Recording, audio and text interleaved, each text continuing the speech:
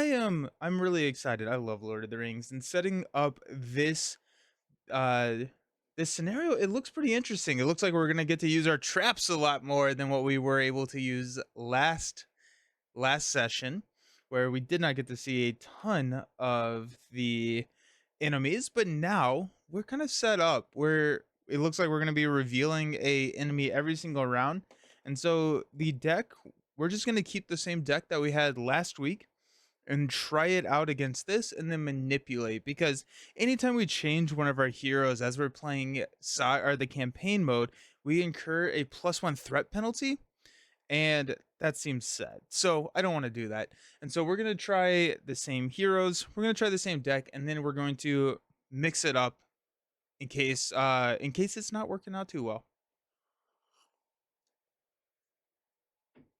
So, as a reminder, we have Frodo Baggins. He's part of the Fellowship Sphere here. I can move this down here. As an action, we can spend one of the resources from Frodo's pool to give him +2 willpower, +2 attack until the end of the round. Then we have Faramir, who is ranged. After you engage an enemy, ready an ally you control. That's going to be important because these elephants are going to be exhausting all of our allies, and that's going to be annoying. So we're at least going to get a ally that we can chump block with. Is there a possibility for more emotes in the future, even if we got to pay channel points? D20 does 100 for a new one, and I want one called Cat Pointing and Laughing so we can spam it when he draws shit. That's awesome. Yeah, there are ways to add more emotes. It's just not necessarily something that I have looked into recently, but I'm gonna look at it. I want a beak one. I want a beak emote. Kill your heroes. How's it going? Good morning. How you doing? Welcome. Yes, good morning. But yeah, I think so. The way that I've seen the channel points, we also need a beak emoji. Yeah, yeah. The way that the channel points work, the last time I looked at it, is you could use channel points to buy a temporary use for a emote. So like if I had an emote, you could spend 1,000 and you could use it for that stream. We definitely need beak stuff after that game. Our Lord and Savior. Yes. Yes.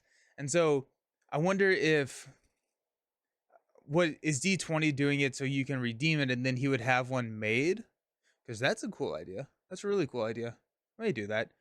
How many channel points do you all have? I have no idea. I have no idea what the channel point distribution or balances look like.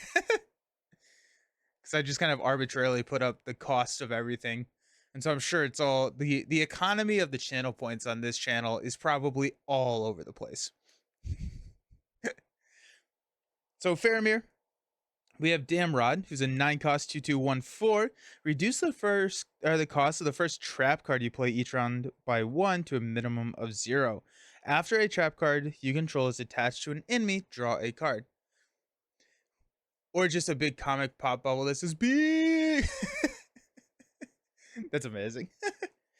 And then Samwise Gamgee, after you engage an enemy with a higher engagement cost than your threat, ready Sam. He gets +1/+1/+1 until the end of the phase. There we go. We do not get to start with 27 quest points, and we do not get to start with 18 scoops, but you can kind of see potentially where that scoop counter is pulling from, and it may be the same as the villain's health when we're looking at Marvel, because that's how much health Venom Goblin had at the end of the game. We never touched him. Our starting threat is going to be 28, so let's go ahead and pop this up to 28. And yeah. Alrighty. So you're playing campaign mode, and this will actually happen after our setup, but each player must choose to either add a resource to each of his heroes' pool or shuffle one copy of Brace of the Conies into his deck. This is You can only play it if you control the ring bearer. As a planning action, we can add this to the victor display to choose to heal up to 2 damage from a hero, add 2 resources to a hero's resource pool, or choose a player to draw 2 cards or reduce a player's threat by 2. I'm going to go ahead and choose that over the money, mainly because I I want more ways to reduce threat. And then we did take the searching eye burden, so that is here. We got Ambush, the Men of Harad. Just saw your Phoenix game on YouTube. Crazy. Oh, the one last night. Yeah, that was brutal. That was tough. It was a tough game, but I've got a leadership deck brewing in the back of my mind, and we're gonna take that on probably next week. I'm gonna do a leadership gene against Venom Goblin, and I think we're gonna be much better off. Leadership and the X-Men are just insane. These cursed Southrons come now, marching up the ancient roads to swell the host of the Dark Tower, yet up the very roads that craft of Gondor made, Malblong. At the Black Gate in the crossroads to the staging area, shuffle the Men of Harad and counter setting place it face down under the crossroads. Each player except the first player. Hey, I'm the first player.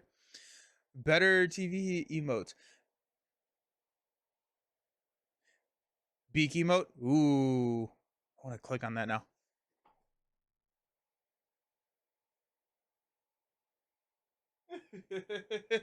That's funny. What makes Lord of the Rings your favorite game over Marvel? Is it just the theme? The theme definitely helps. I'm a huge Lord of the Rings fan, but I really like the deck building side of these games, and the deck building side of Lord of the Rings provides, I think, to me, significantly more depth than in Marvel. You have a lot more freedom. You can do a lot of really cool things with a Lord of the Rings deck build.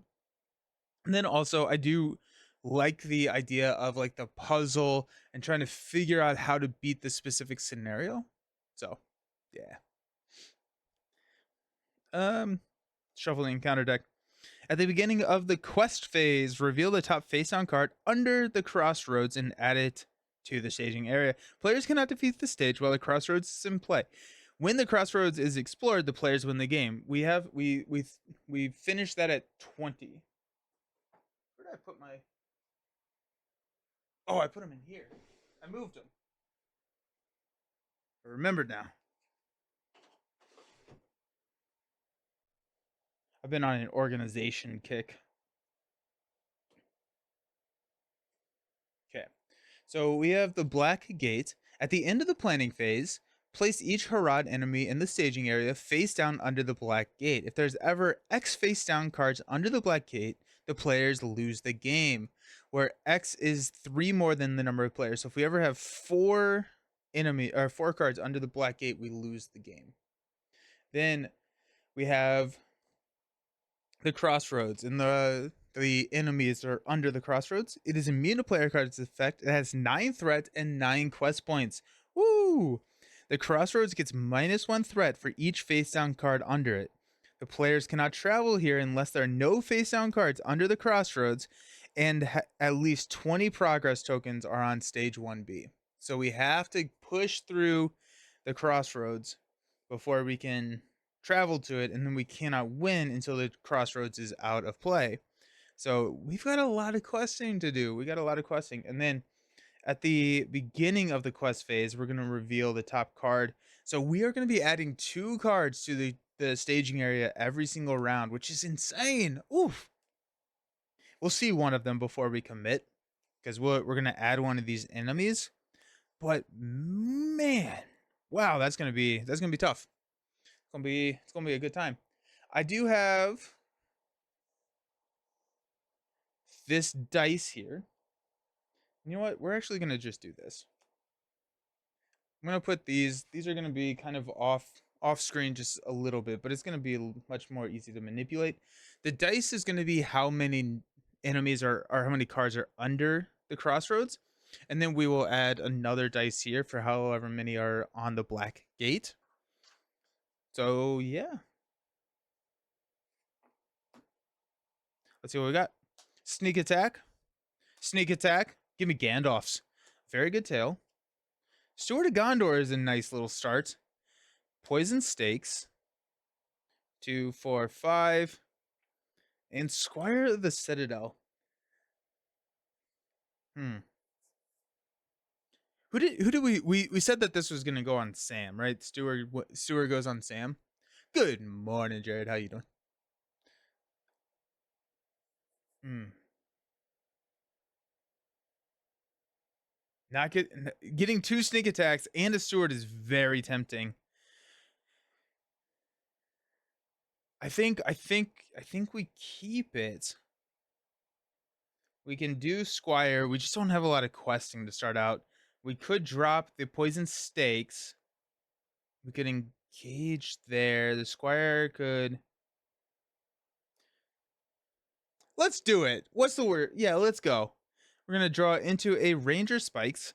So players do not make engagement checks against the attached enemy. Attached enemy gets -2 threat, which is not the best thing in this scenario, mainly because they're just gonna leave play. They're gonna march off to the black gates. Okay. Let's pass out money. Let's go ahead and spend 2 to play a Steward of Gondor onto Sam. Sam will spend 1 to play Squire of the Citadel. And then we are going to go ahead and spend 1 from Damrod to play Poison Spikes out into the staging area. And that's going to engage are attached to the next eligible enemy. Perfect. We are showing, actually at the beginning of the quest phase, let's take this down to 8 and reveal the top card of this, which is the Haradrim Archer. Archery X, where X is the number of players in the game. After he engages you, assign X damage among characters you control, where X is 1. And he is a 1x315. He gets attached to the poison stakes. Oh wait, ooh, and these need to be shuffled in. The poison stakes, and then we're gonna get to draw a card because of Damrod's ability.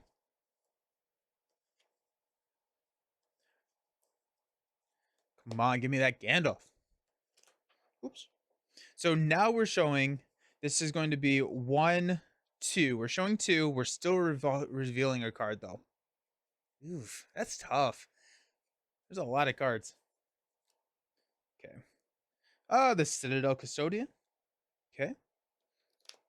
Let's go ahead and quest with Sam for 3. We're going to get to ready because we're going to engage the archer. And he's going to take 2 damage, so we need to deal 4 to him.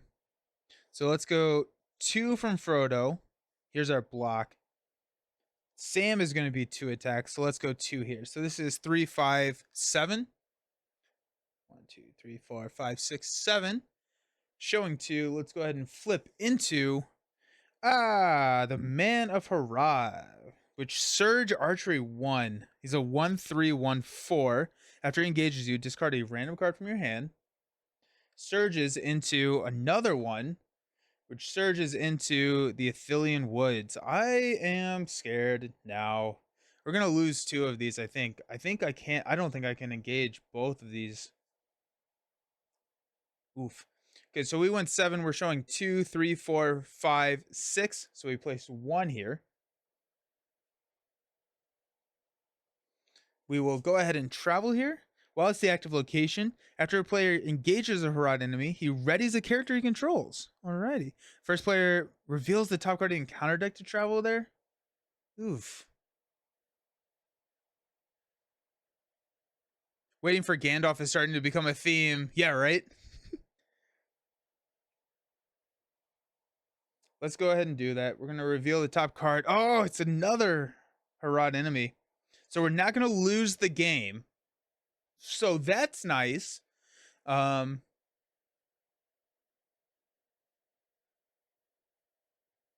Oof. He's there. Okay. Wow. Wow, wow, wow.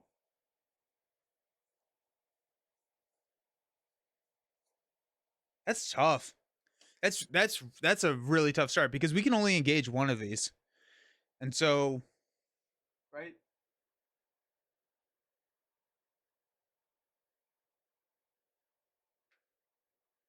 Yeah, we can only engage. So we are immediately 1 away from losing. And there's nothing we can do about that. That's tough. That's really, really tough. Ouch. Okay. We will optionally engage this person. Actually, I think archery goes off first. So we have archery 3. We'll go 1, 2. No, let's go 1, 2, 3. It always seems like you have the worst luck on your first play. Yeah, right. And after it engages, you assign 1 damage among characters you control. I'm going to throw that on Frodo. And then he's going to attack. We're going to block with the Citadel, so it's going to be 5. Citadel leaves play. Add a resource to a Gondor heroes pool. It's going to be Damrod. Okay. Sam actually gets to ready. And we actually get to ready here. And so we will swing for 2, 4, 6, which actually just kills him straight out. We didn't even need the stakes. Okay.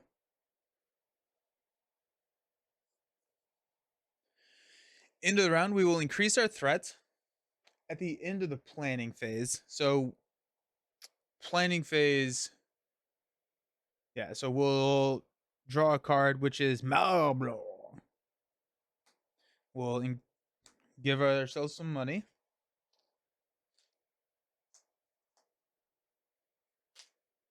Then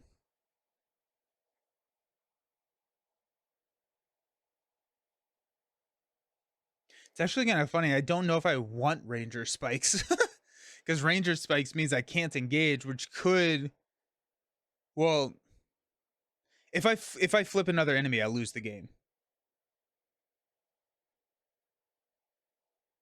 Oh, then you may get, yeah, that's actually huge. That's very, very true. You can engage an enemy with them. Because yeah. Okay, so but it's also like I'm looking at this. If I didn't draw Malblanc, if I flip an enemy, I lose the game. Is that just bad luck, or is that actually how the quest is supposed to go? That's interesting. I don't know how I feel about that. Let's go 2 to play Malblanc. We're gonna engage probably here. Discard 1 random card from your hand. Is there a card that I wanted to play before I did that? I'm gonna go ahead and just spend 5 to play Citadel Custodian. You can lose, yeah, you can lose really, really fast in Lord of the Rings. We'll reroll 5 or 6. We got 2, which is sneak attack. That's sad. Enemies escape, then a new wait, what?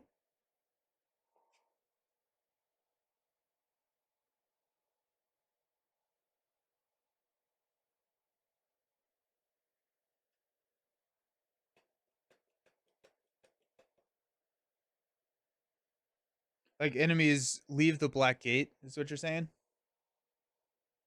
Okay. Into the planning phase. These 2 go under the black gate. That's 2 halfway there.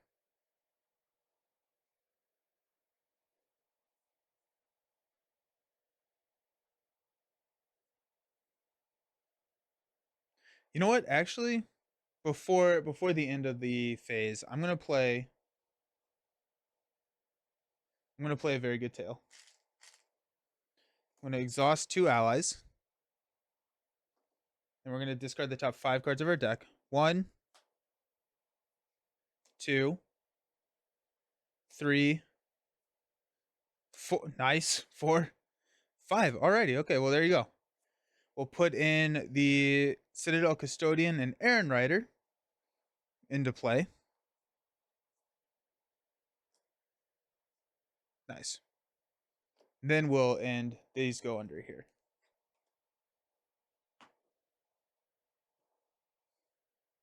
At the start of the planning phase, we're gonna add a Haradrim Archer. Okay. While this is the active location, after the engaged player engages a Harad enemy, he readies a character they control. So that's nice. We at least have that. What's up, Running? How's it going?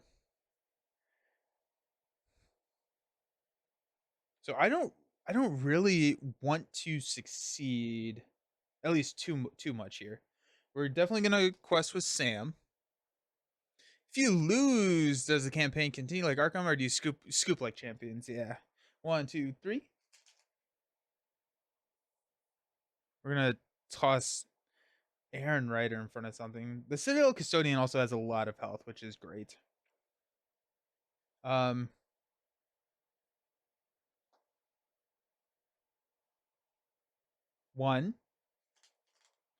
So that's 4. We're showing. Oh, this is actually down to 7. So I'm gonna count. I'm gonna count how many this actually is. So this is 2.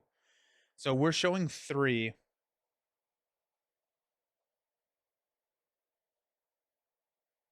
Let's go 1, 2 to 6. Hopefully the AC guys show. Yeah, jeez. Hopefully, yikes. All right, let's flip the top card of the deck, which is Hinneth Annuin. While it is the active location, skip both the encounter and the combat phase. Ignore the forced effects on stage 1B and the Black Gate. After it becomes the active location, return each engaged enemy to the staging area. So 1/1. That's gonna be a nice get out of jail free card. Sorry, a little off topic. Are you gonna try the Lorcana PvE mode? Potentially, if I find it. I don't know. I haven't seen it yet, and I'm not necessarily looking to spend $100 or whatever to buy it. So if I can find it at retail, I'll buy it. But as I do more and more Star Wars, I'm less excited about uh Lorcana and stuff. So we got 2, 4. So we placed 2 here. Thank goodness we didn't clear that. We have archery 1. Let's go here. We are going to go ahead and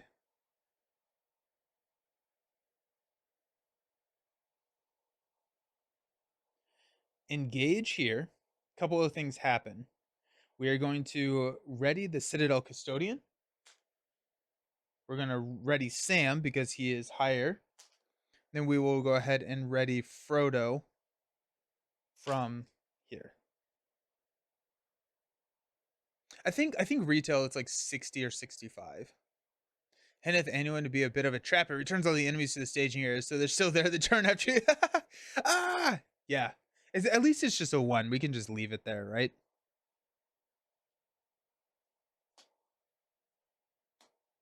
Alrighty. Let's go Aaron Ryder to... Oh, wait. And then after he engages you, assign 1. We'll go there. So 3. Discard a non-objective attachment you control. Shoot. There goes Steward. Okay. Aaron Ryder leaves play.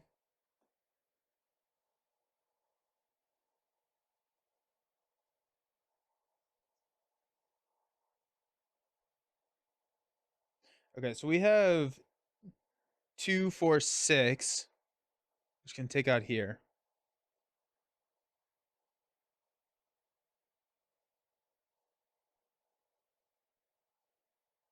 We also have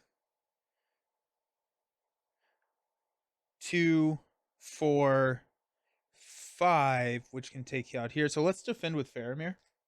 So 3, attacking enemy gets +1 if it destroys a character. So attack for 4, so we'll take 2 damage here. And we will attack for 2, 4, 5 to take out this guy. From what I've seen of it, the retail price seems reasonable. The scout price, nope. Yeah. Okay. So we will increase our threat to 30. We will stand up.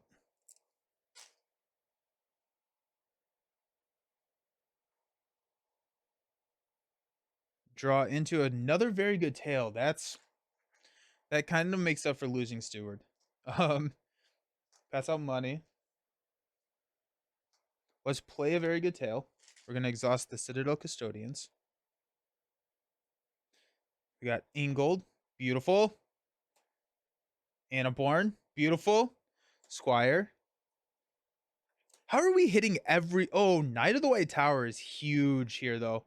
We hit 5 allies. That's absurd. So we can add 2 allies up to 10.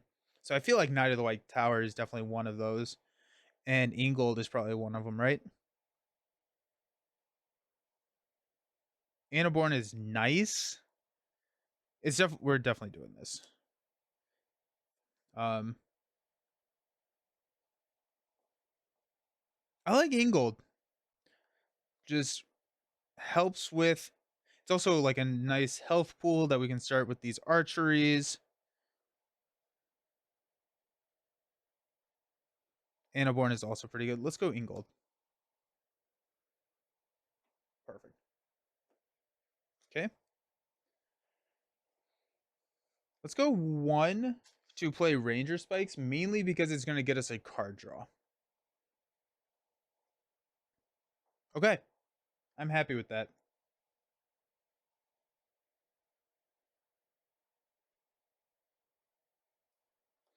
Okay. Start of the quest phase. We're going to reveal. No, it's the Elephant. Elephant.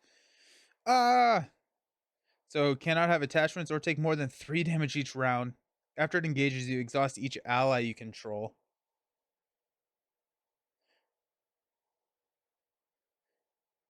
Is it worth just losing that one?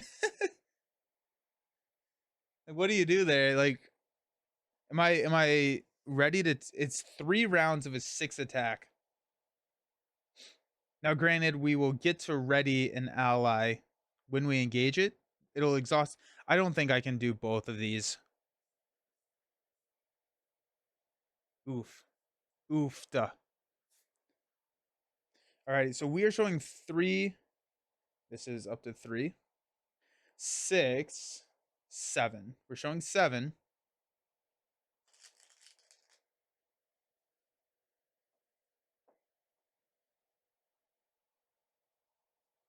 Well, if we don't push through, we actually can ready 2. We can take the Oliphant. 6 attack is insane. We'll block with the Citadel Custodian. I think we can block here. But we have to do 3 damage to it this round. I generally let 1 to 2 Oliphants go. I may just leave it. I need to watch how to play this game. Doesn't seem no, it does not play like Marvel Champions. We're trying to put progress on the quest rather than like take threat off the main quest. And it's a little bit more like a venture style and vibe than Champions. But basically every round we're going to be adding to the staging area, and the staging area is what we are trying to like navigate around. I do attack. Yeah, so they attack me first and then we attack back. And so I'll walk through it a little bit slower. I'll walk through it a little bit slower this round just so we're all on the same page. So, right now we are going to quest. When we quest, we are going to be placing progress on the main scheme. However, if we're currently at an active location, which is what this is, progress goes on the active location before it goes on the quest, and every single location has a threat value here, 3. And so once we have 3 progress, this is 2 progress, right? Once we have 3 progress on it, it goes away. It goes to the discard pile. So we've like explored it. Every single card, most every card, has a threat value on it as well. And so this is 2. When we are questing, we are going to sum up all the threats in the staging area. So we have the Oliphant has 3, this location has 1, and then this is kind of a special card. It now has 3. So we're looking at 7. So we're going to commit characters to the quest, and each character has a willpower stat, which is this guy. So that's a 2. So we're going to commit characters to the quest, and we are looking to exceed 7. For every point that we exceed the current threat, we place progress. So we're kind of committing characters to the quest, but then they're exhausted for the attack phase. Right now, it's also a little bit weird because usually you do want to push through these locations, but this is giving us a good benefit, and so I kind of don't want to push through it. The other tricky thing is like you commit characters and then you reveal a card. So let's go ahead and quest with Sam for 3. Let's go Ingold for 3. 1, 2, 3, That's 6. And let's go Frodo for 2. 1, 2. So that's 8. We're showing 7. If we flip a treachery, we don't get it. So actually,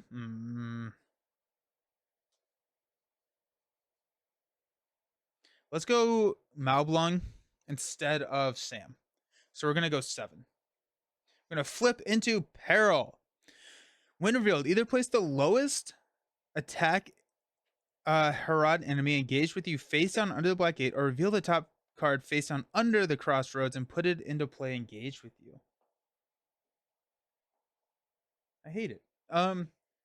Let's do this. Let's go ahead and take this. Oh, it's an Elephant. Oh, geez. Okay. Well, we're gonna shoot. So we're gonna exhaust every ally we control. After you engage an enemy, ready an ally. So we're gonna ready Knight of the White Tower. And then after a player engages, he readies a character he controls. Let's go Frodo.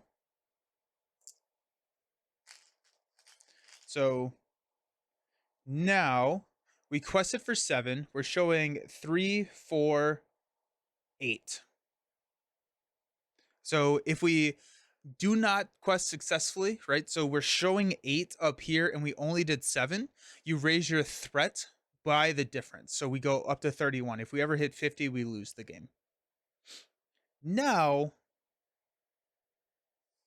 we're going to go into the combat phase. We go into the engagement phase. At this point, I can engage any enemies that I wanted to. I do not want to do that right now. So we're going to go into the combat phase. Enemies attack first. So we're going to deal out shadow cards, and these enemies are going to attack. I'm not going to have readied Frodo. I'm going to have readied the Citadel Guardian. So now the Elephant's going to attack for 6. I'm going to block with this Custodian. It's going to be 6. Shadow, if the enemy destroys a character, return the attacking enemy to the staging area, and that's going to be a game loss, unfortunately. So I will. That's tough.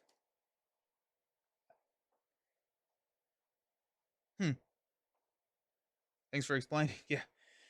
Then usually we would have attacked back, but basically now that this is here, these are going to go under, and then we lose the game. It seems overly difficult.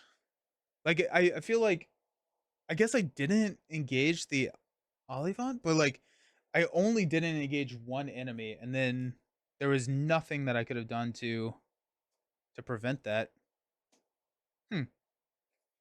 Ow, that hurt. Let's try that again. Scoop counter goes up.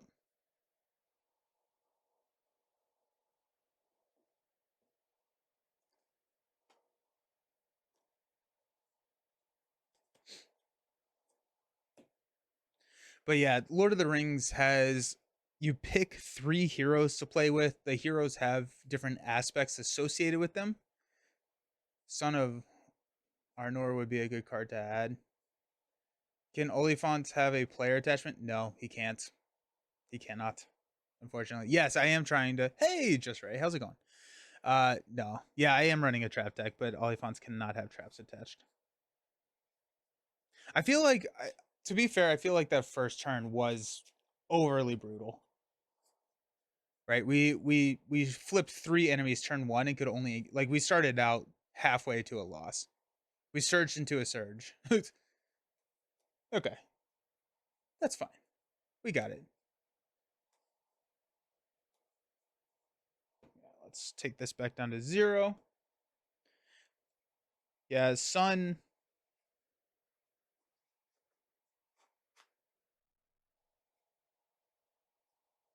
Snowborn Scouts also wouldn't be horrible. Choose an enemy card in the staging area, currently engaged with another player. Engage that enemy.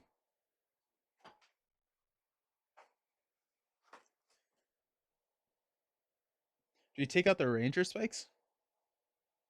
No, probably not.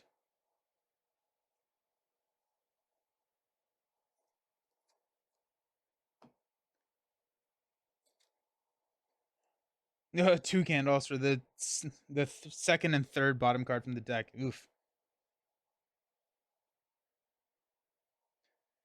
Cue meme dog of House on Fire. Yeah, right. I'm back. Had to help my family real quick. We're gonna start again. We lost. I'm fine.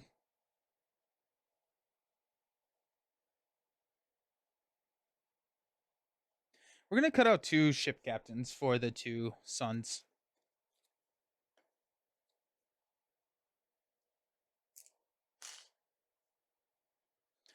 Yeah, that was a rough start. That was a rough start. I'm gonna chalk it up to a rough start. Although we did get two, we ramped pretty quick.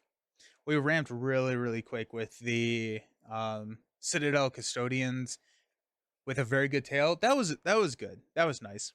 Take out Favor the Valor. Not a lot of threat gain in this quest. Oh, that's true. And then we get to keep the allies.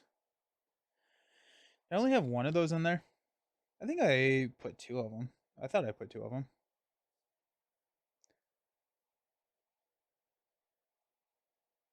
No, I put two.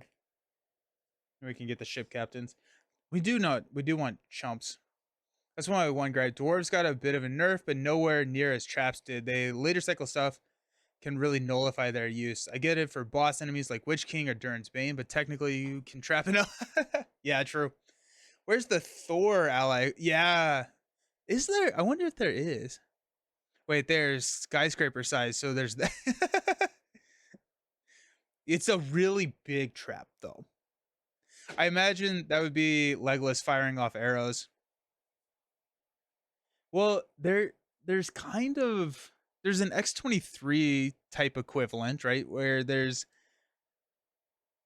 is it Legolas after you defeat an enemy? No. Who is it that after you defeat an enemy you get to ready? Is that Mary?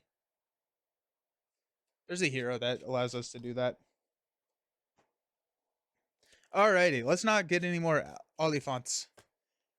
Those are tough. Okay.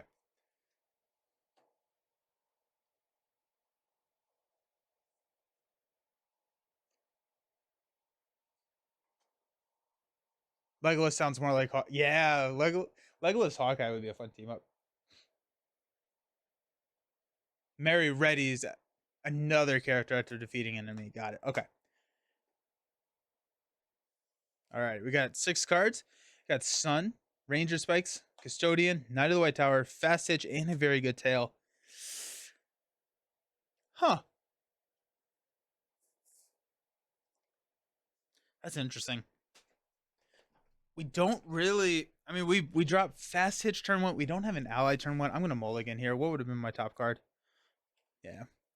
Oh my goodness, best viewers. Let's go. Gosh. I already have the best viewers.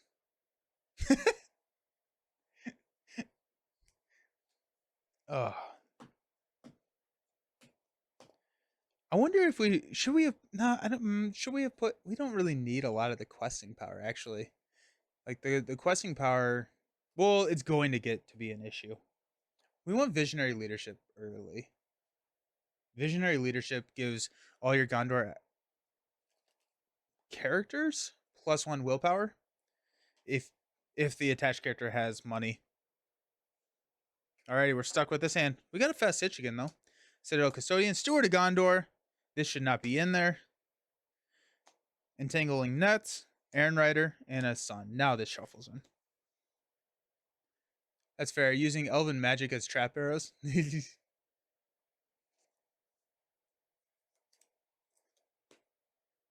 Okay.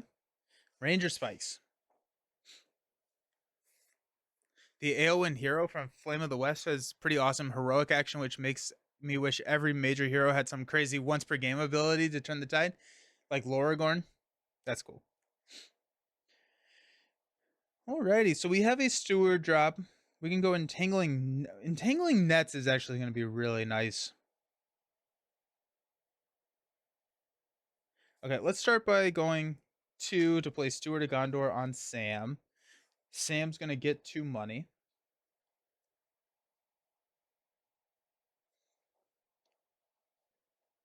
I think we go entangling nets.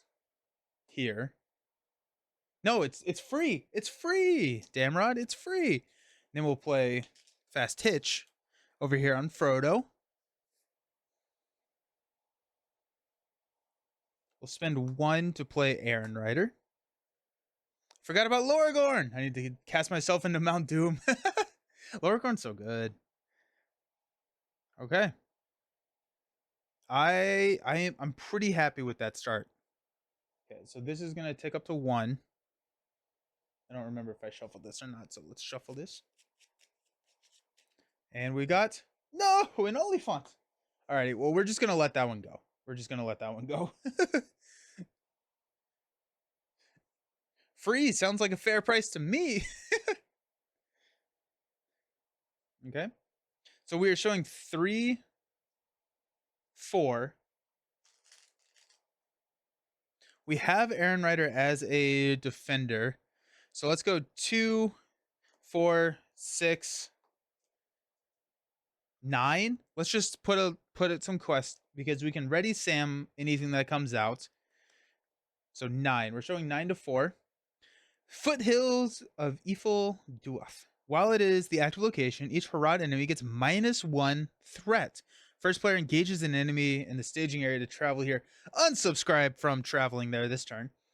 So we quested for 9. We're showing 3, 6, 7. So we place 2 progress here. And then this is the main quest. So the number here, this 20, if I can figure out how to use my hand-eye coordination, this 20 here is if we ever reach 20, we would progress, typically. I think Loragorn is your most used hero, which is kind of unfortunate since other Aragorns are also good. Loragorn's fun. I like Loragorn and Frodo. I think that's my favorite combo. Okay. The end of the round, we will increase our threat. We're actually at 29 now. Then we will stand up. We'll draw into a poison stakes and we'll pass out money. So Sam's rich. Actually, you know what? We're gonna use Aaron Rider to give one of Frodo's resources to Damrod. After, yeah. Alrighty, I'm actually pretty happy with that.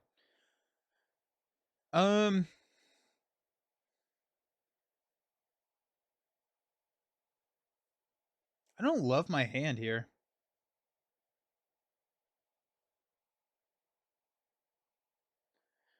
We could drop a Citadel Custodian for 4, but that's just brutally expensive.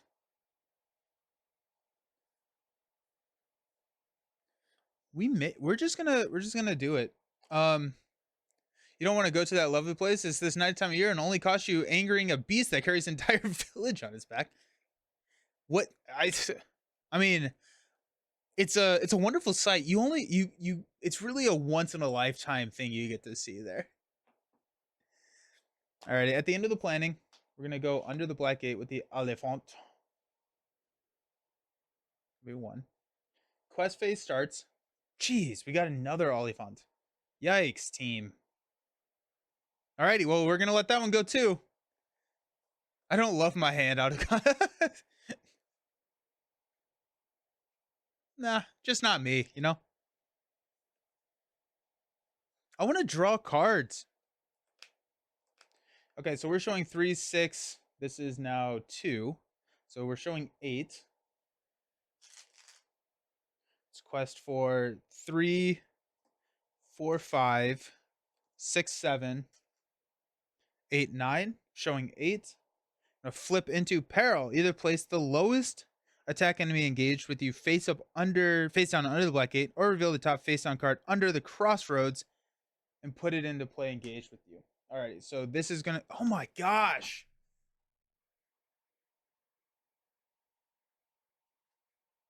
Ugh. Okay. Do we? Jeez. Okay, so Aaron Rider gets exhausted. We engage, so we get to ready here. That's wild.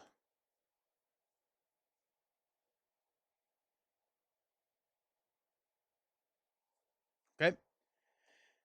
So we quested for 9, which means we'll place 1 here. We're not going to engage that Oliphant. We will defend here. 6, no shadows. This guy dies. The bright side, no more Oliphants. Yeah. Yeah, if we can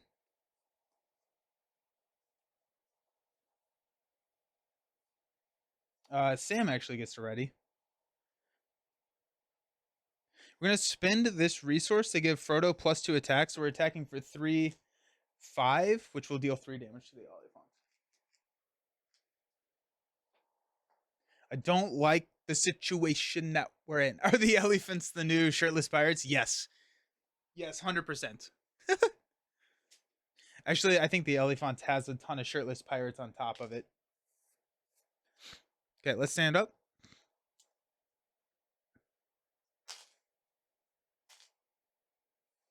Increase our threat to 30.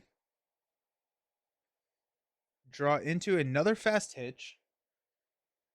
Give out money.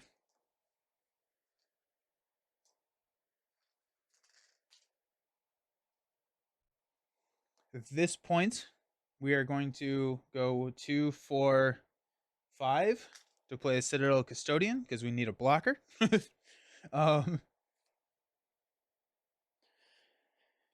Let's go 1 to play a Poison Stakes. Yeah. Because if we can flip into an enemy that we're not going to have to defend too hard, then we can leave them around and Poison Stakes can eventually just knock them out.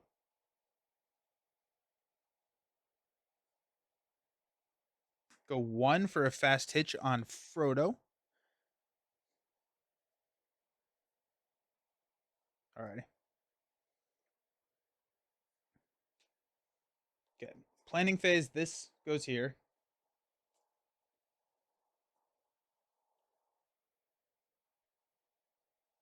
Okay. I'm going to flip into the soldier. Yikes. After it engages you, it makes an immediate attack. So it's going to attach. So we get to draw into Malblong and Ambush. Okay. So he's going to be taking 2 damage each round, and he gets -2 attack and -2 defense. Okay. So we're showing 2, 5, 8.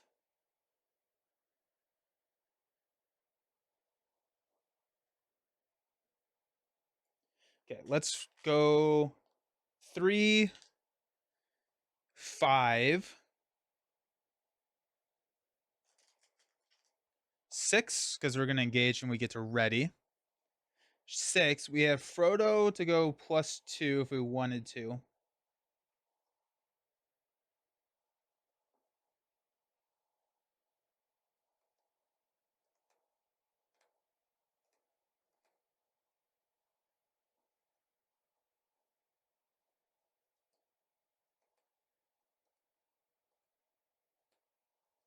We have Sam ready. We'll have Citadel Custodian can block the Oliphant attack. Faramir can block. All right, we're just gonna take the attack of here undefended. I think it will die next round. So if we can weather them for 2 rounds, they're gone. Um, Let me count this up. We got 3, 4, 5, 6, and we're showing 8.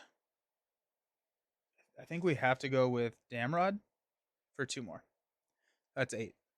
I'm gonna flip into Surge into a Hills of Ithilien. While it's the active location, it gains forced after a player engages a Harad enemy. Deal 1 damage to that enemy.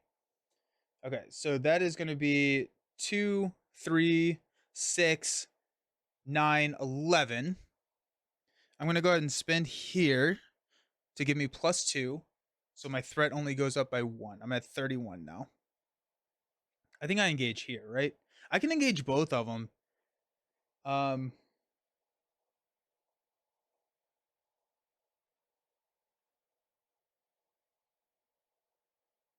This is tough, team.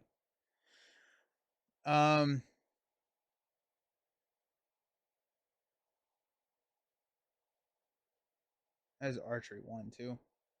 Oh, this is gonna make 2 attacks this round. Shoot. I think we have to take both of those undefended, unfortunately. I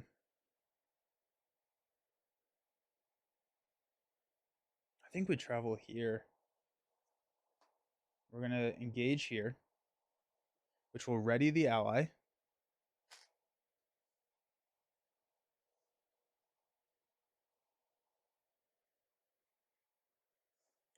Now we're in engagement phase. Do we want to take the man? I don't think we survive. But then we're just gonna lose again, I think.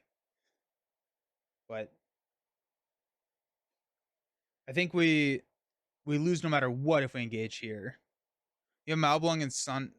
Oh yeah, because it's not at the beginning of the round. You're right. Thank you. So in that case, I'm actually going to leave this guy up here. Discard 1 random card from your hand to engage? No, we'll take this guy. Yeah. Okay. So he's gonna make an immediate attack. We're gonna take it undefended. It's 4. Discard a random card from your hand. Alrighty. So it's 6. We'll reroll. 6. We'll reroll. That was a 4, which is ambush. We'll take 2 damage on Faramir. Okay. Now they're going to attack. The Oliphant will defend with the Guardian. Discard a non-objective attachment you control. That's going to be a fast hitch. Okay. Then we will take this attack undefended for 2.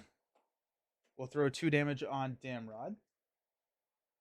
No, we'll throw it on Sam. Okay. Sam is actually ready. Frodo has 3 attack. So I think we go 3, 4, 5 to throw 3 more damage on the Oliphant.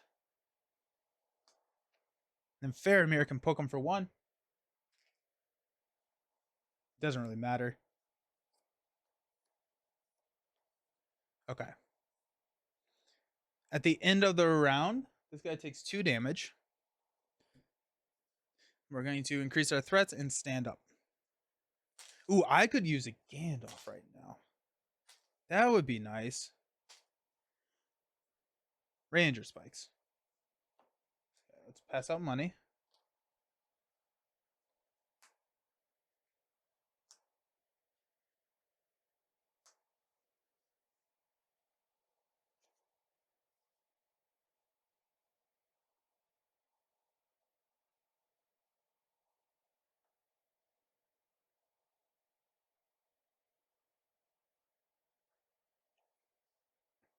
Let's go 3 from Sam to play Son of Arnor.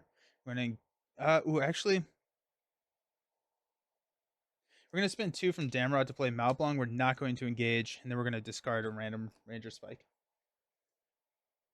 Oh, I also didn't do the archery, which would have been on the custodian. I would have just put the damage on the custodian.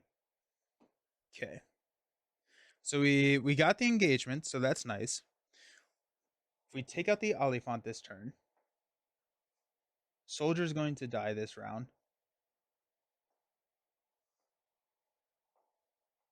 Alrighty.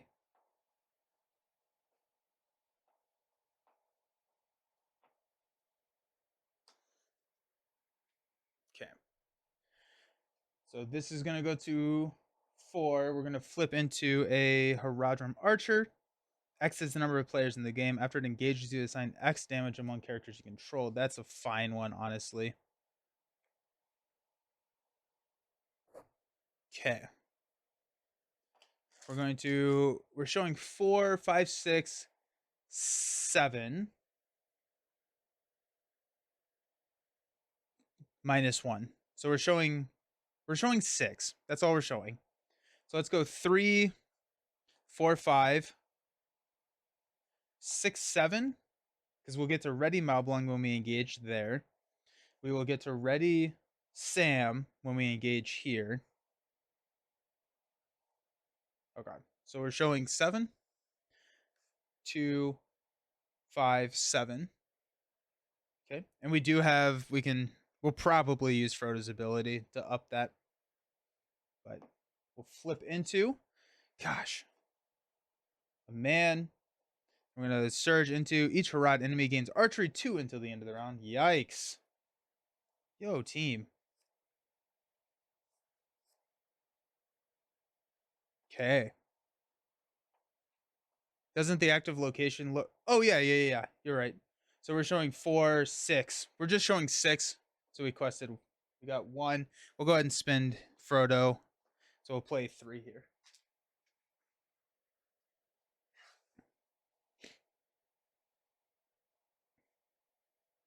So we have archery 6.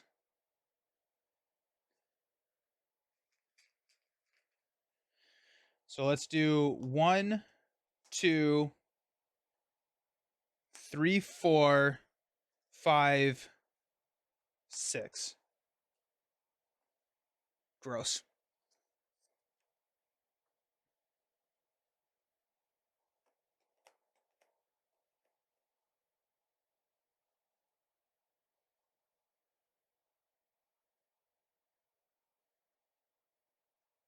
I think we take the man.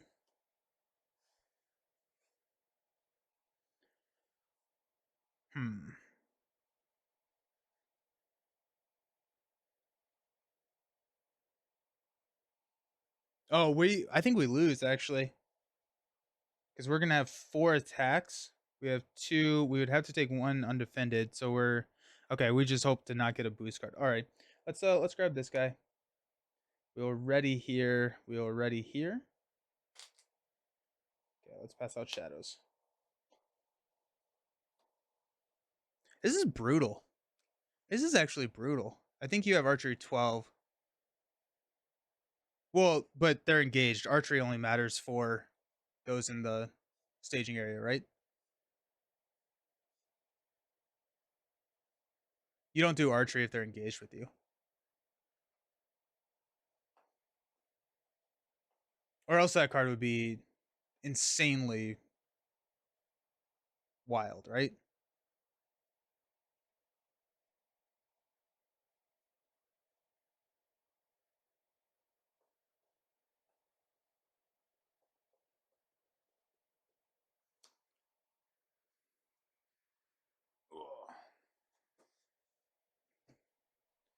It's in play? Oh, I've been playing that wrong my entire life then. All right, cool. We'll scoop. That's like... That's a dumb card.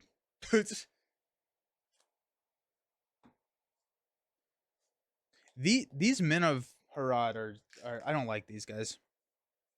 Okay.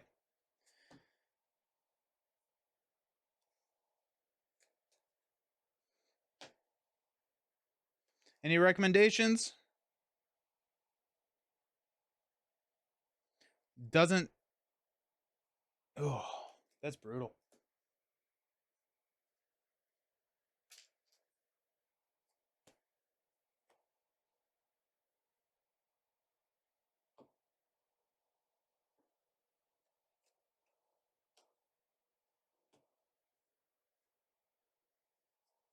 That's a brutal card. That like almost makes you need to run Spirit. You like have to run a Test of Will. Doom cards to raise your threat, making it easier to engage enemies. But then I just lose to health. Right? I mean, like, each one of my characters had like 1 health left. So if I had more enemies, I'd just die. But I could run like the draw cards, Doom card. Totally random, but I'm reading about how Steam is now banned in Vietnam. Really? That's weird.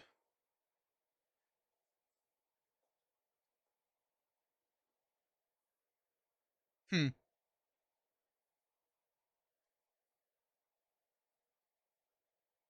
We could switch out heroes. which would also increase our threat. Um, Legacy of Numenor gives resources and deep knowledge draws cards, so you get more allies to block. That's true. Okay, so that archery card makes me think that we just have to run Spirit.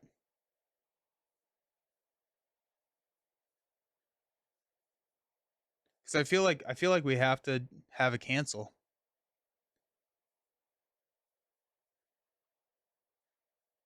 Because every single situation that we're in, when we draw that card, it's game over. Archery 12. We assign 12 damage.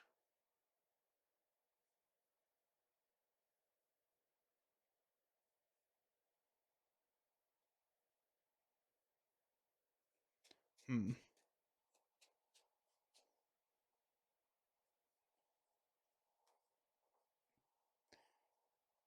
What if we could swap out Faramir for Frodo? But no, Frodo, I don't want to reset my. We did draw 3 Olifants in a row. Maybe that's it. Can you assign archery damage over? I assume you can't.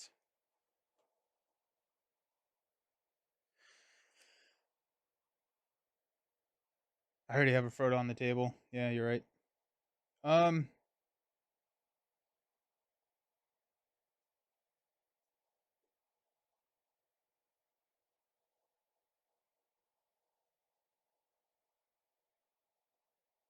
Honestly, we could remove the traps. The traps don't seem to be doing anything for us. Like even though we're getting a enemy every round, like do we just cut out the trap stuff?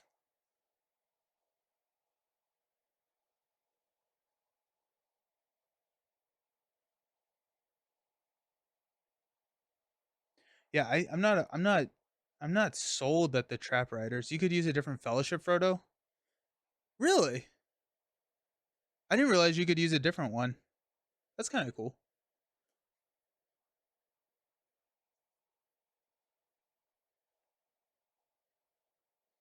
Okay, what happens if we cut out the trap stuff? We go to tactics.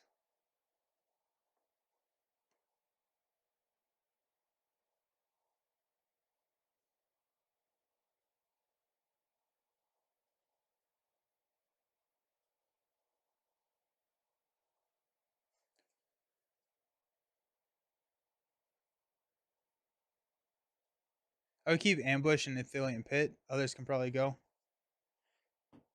But that probably means we can just sub Damrod out. We're gonna choose to attack those in the staging area.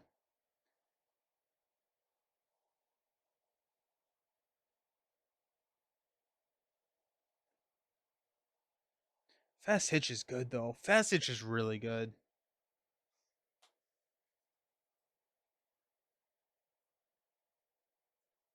I only have one Athelian Pit apparently. Is that right? That seems like a weird choice that I would have made.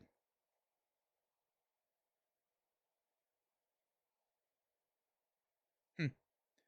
Frodo wasn't already being used. I wonder if Spirit Frodo can be useful for the undefended attacks, as long as you can lower your threat with pipes and council. Yeah, that would be really nice.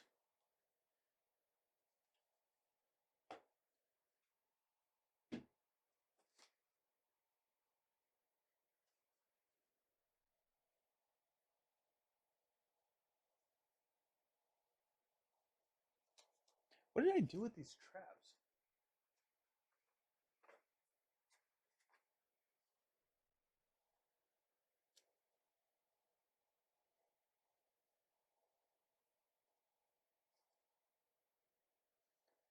If it was a tad bit slower ramp up, I'd suggest Ints to knock out and defend the big swings. Yeah.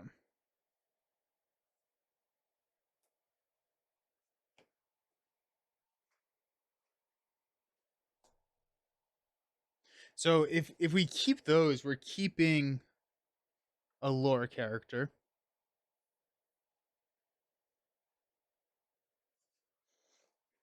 Hmm. How many visionary leaderships do I have in this deck? Does that even matter? I don't feel like questing is a big deal. Word of Healing can also deal with archery. The trouble is tempo loss with only one lore hero.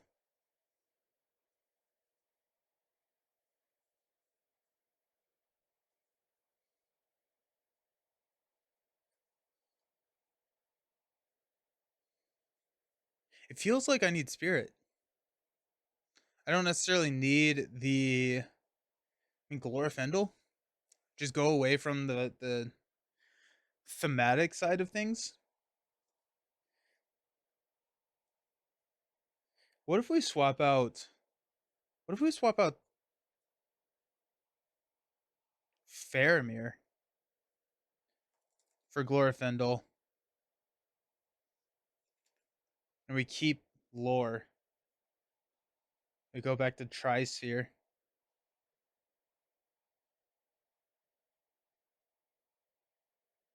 But Glorfindel taking the threat hit isn't as big of a deal. He only goes up to 6. But then we're not engaging things. So we kind of want high threat characters. We can go Gandalf. We can swap Damrod out for Gandalf. But then we don't have the Gandalf ally that we can run. I feel like the Gandalf ally, sneak attacking Gandalf and seems like it can take care of a lot of these enemies. Because most of these have like 4 health, right? Yeah, 4 or 5 health. If you swap out Faramir, you need to think of an idea to deal with the Oliphant. You would lose the ally ready. That's true. Um, hmm. I think it's a swap out of Damrod.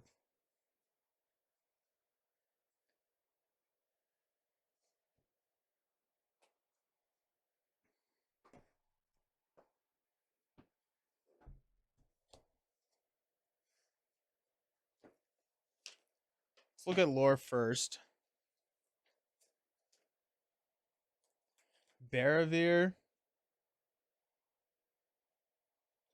We go Denethor. We go Loragorn. I mean, Loragorn could work. AC guys are going to be here till Friday. Really? Oh, jeez.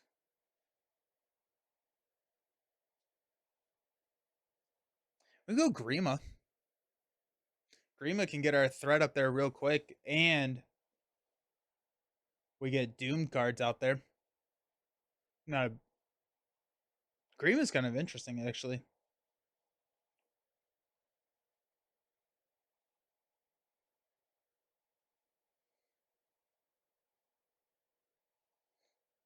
I kind of like Grima.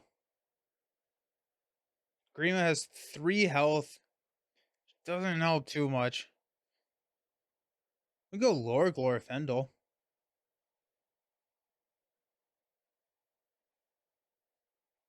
We're losing a lot of the Gondor stuff, but that's not awful. I mean, Grima is effectively just like Damrod with traps, but with everything. You could do stupid damage, just go Rohan and kill everything in the staging area. But I don't think that'll help the situation because you're trying to raise threat. Grima is always fun to run. Yeah, let's try the Grima keys deck.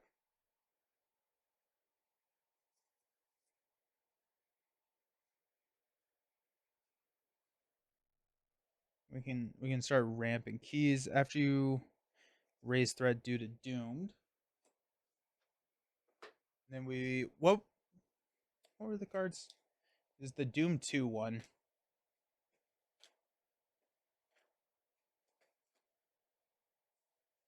Deep knowledge.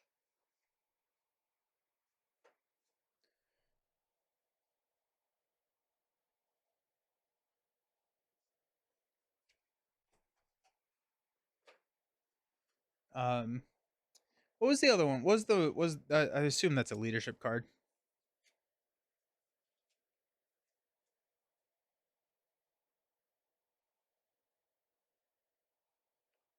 Legacy of Numenor. Doom 4 is tough. I don't know if I want to do Doomed 4. Because I don't have a lot of ways to reduce threat.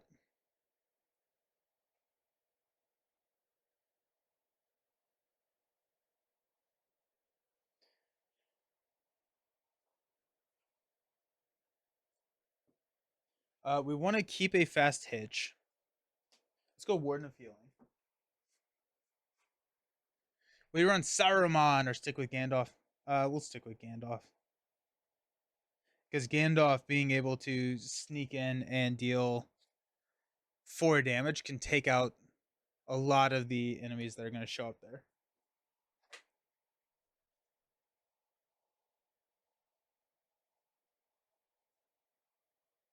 We want to keep Malblung.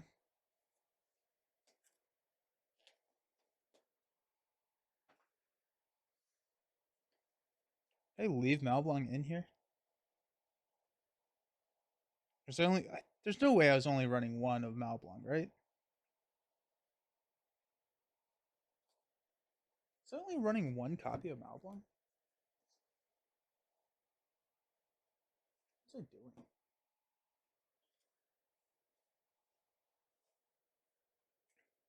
Saruman would help ignore an enemy for a turn. Do you blank them? 2, 4, 6, 8, 10, 12, 13, 14, 15, 16, 17, 18, 19, 20. There's 20. 2, 4, 6, 8, 10, 32, 4, 6, 8, 10, 40, 2, 4, 5. So we need 5 cards. I'm going to get another copy of Malblung.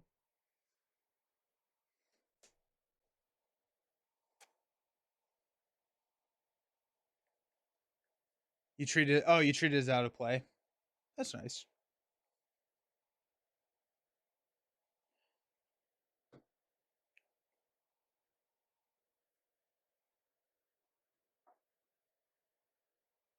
How many visionary leaderships did I have? You know what? I don't think it's actually that big of a. That's not the biggest. The visionary leadership is not the biggest thing.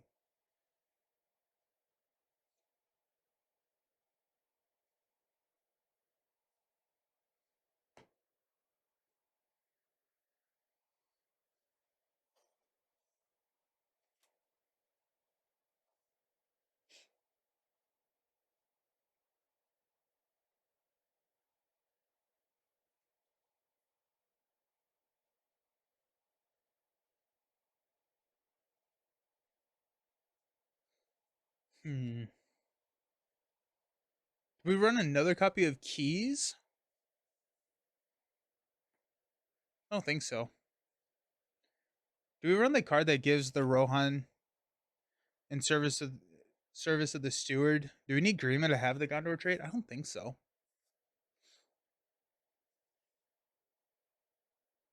We don't have a cancel. We still don't have an answer to the archery.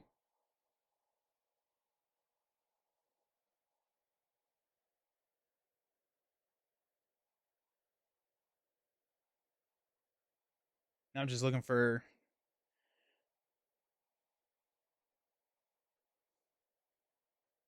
high health allies.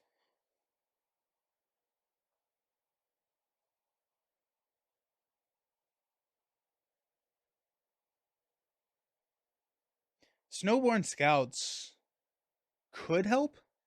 They're just really cheap blockers.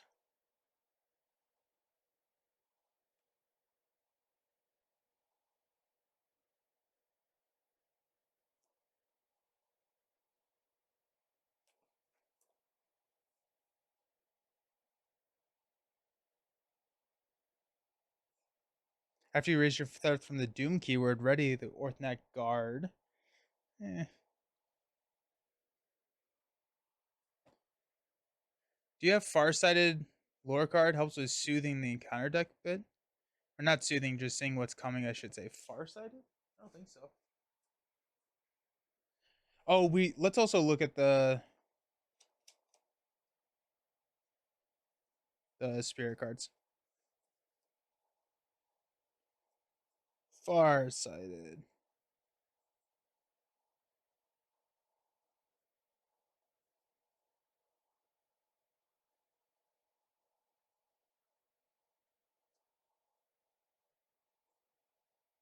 Force Patrol is interesting. Deal 3 damage.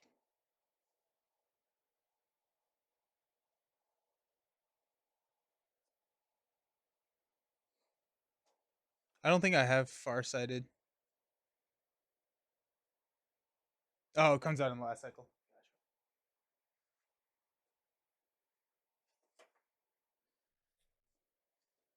Let's go all the way to the back of the binder. Frodo's Intuition. Each hero you control gets +1 willpower until the end of the round. Draw a card for each Hobbit hero you control. So it's 2 for a +1 card draw, which is nice. And +2 willpower. Ready the Ring Bearer to choose an enemy engaged with you. The Ring Bearer's willpower is greater than that enemy's threat. Lower the enemy's attack and defense by the difference until the end of the phase. Speak your promise. That could be good. That could be really good.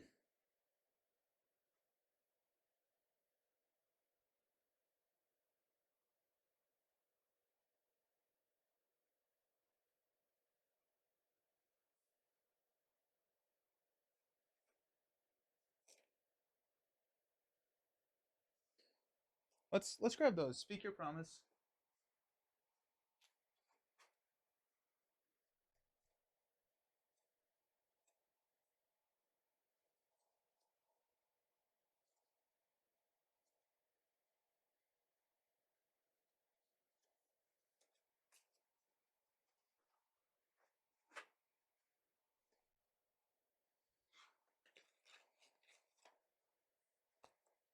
Need one more card, which could be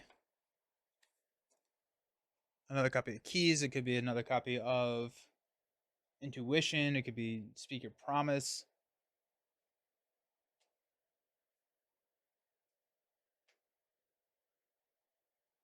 It's actually by the difference. That's actually not that good. Because, like, these... It's going to be, like, 1.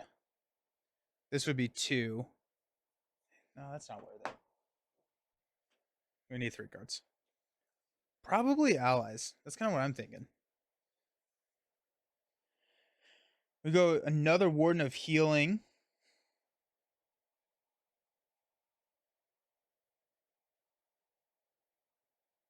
The Athelian Tracker is actually kind of interesting. Because the Athelian Tracker, you can exhaust it to lower the threat of the next enemy added to the staging area to 0. We know it's going to hit. Hey, Nines, how's it going? So we can basically negate one of the cards that we're revealing, and then it has 3 health. Yeah. I mean, it has 3 health for archery stuff for 2 cost. I kind of like that. Let's do that. So Athelian Tracker.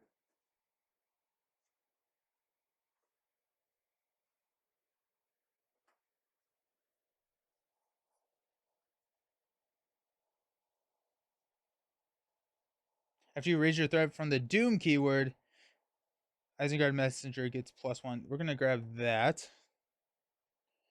Then we need the tracker, not the lookout.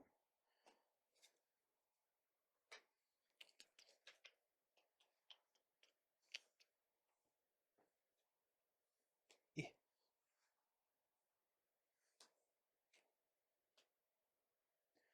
Is there an action window to use the tracker? Yeah, just like in the planning phase. Right? Because it's... Yeah, you just exhaust it, and the next enemy that's added is reduced to 0. So you just do it in the planning phase.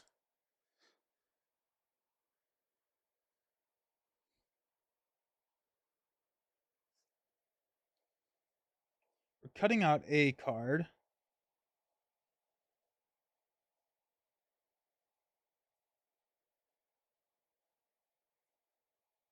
Do we cut out Visionary Leadership? No, probably not.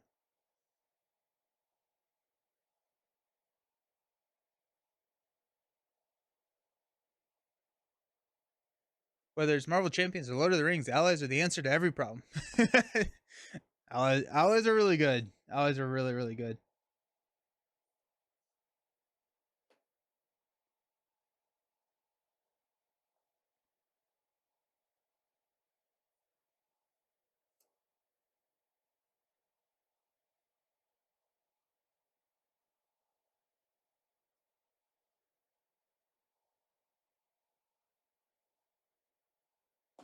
Trying to figure out what card to cut out.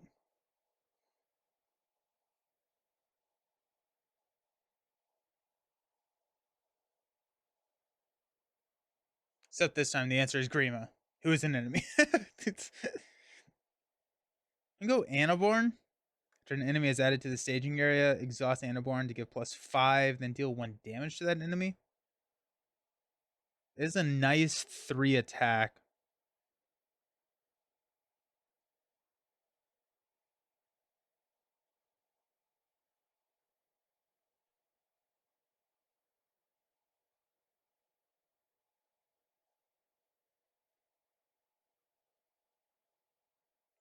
Probably just one of these 1-cost allies.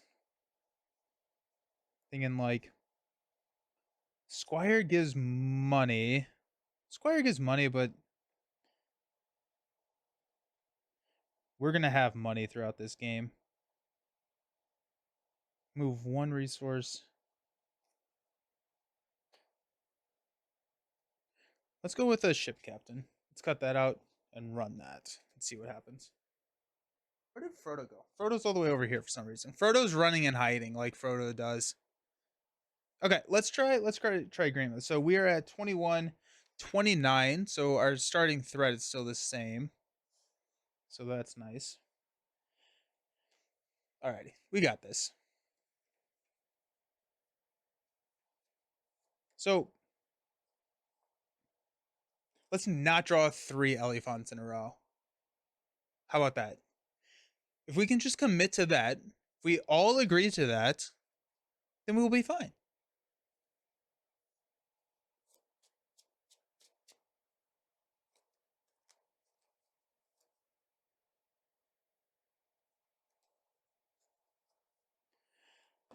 Okay, so keys I think go on Grima, and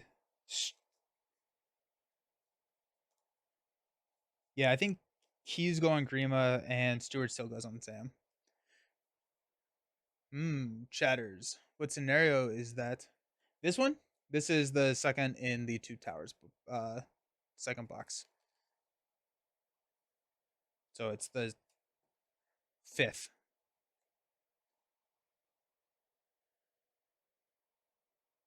Journey to the Crossroads. Okay. So what's the official FFG difficulty rating on this one? 4.9 2.3.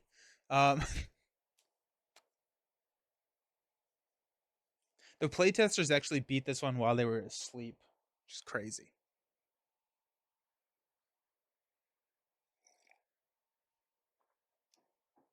Alrighty. We got Gandalf. That's nice. Give me a sneak attack. Visionary leadership now that we've subbed out all of our Gondor stuff. Knight of the White Tower. Malblung. Another knight. An eagle. Jeez.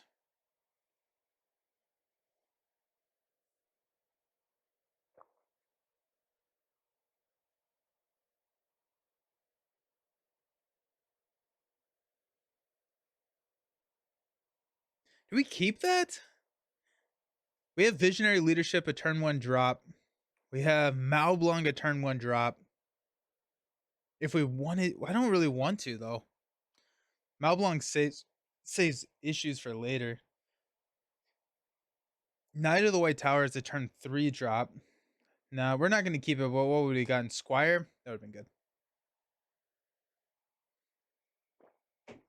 I also think that this is one of the quests that just is harder in solo because you're adding twice the amount of cards in solo, whereas you're adding 25% the amount of cards in a multiplayer game because you add 1 card every round. And so you have to deal with all the enemies. So my guess is that the difficulty ratings skew towards multiplayer play. Alrighty, no whammies. Citadel Custodian. Bill! Squire the Citadel. Alrighty. Knight of the White Tower. Anaborn. Warden of Healing. Then our card draw is a sneak attack. Bill secured. Let's go. Let's play Bill. We get to play Bill for free. We're actually going to put him over near Sam because I feel like that's the right call. Oh, yeah, we need money. I'm like, I can play Bill for free. I don't need money. Okay. Um,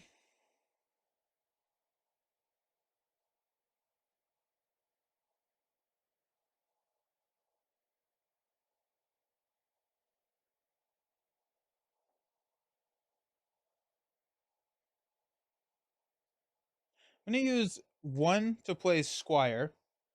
So check this. If I chump with Squire, I add 1 to Faramir. Faramir gets 1 next turn. I have a turn 2 drop of Knight. They don't give difficulty ratings to Saga Quest. That's interesting.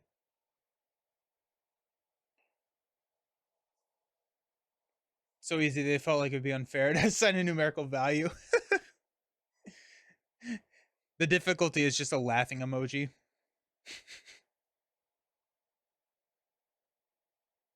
Yeah, so we're gonna drop Knight next round. Okay. Okay. This is gonna go to 1. We're gonna see an Oliphant. Did I shuffle this? The top 3 Oliphants. The top 2 were. I'm shuffling this. I don't remember if I did or not, but the community rating of 7.9. Okay.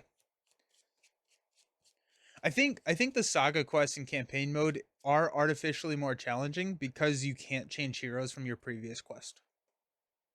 So the individual quest is probably a 7.9. In campaign mode, it may be harder. Keep winning. Okay, it's still an Oliphant. Alrighty. Well, we're gonna lose the Oliphant. So we're not gonna have a turn 1 Squire drop. That's sad. We could engage the Oliphant. Do we engage the Oliphant? We definitely don't. There's no way we do that.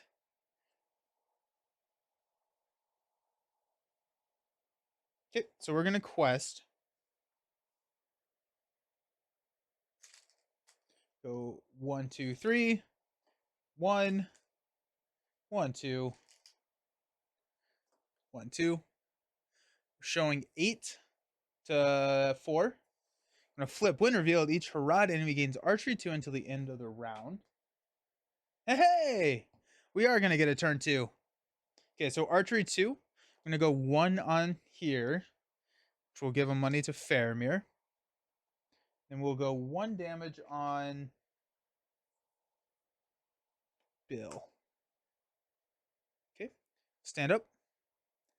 Increase our threat. The last quest ever released for this game will be so difficult. The rating will just be a picture of a middle finger. I'm pretty sure it's. I mean, like the last one in the final cycle is like a 9.8, right? Okay. Draw a card. Frodo's intuition. Alrighty. Oh, I quested for 8. I get to actually play some. Pass out money. Okay. We're gonna use Grima's ability. Spend these 3 to play Knight of the White Tower.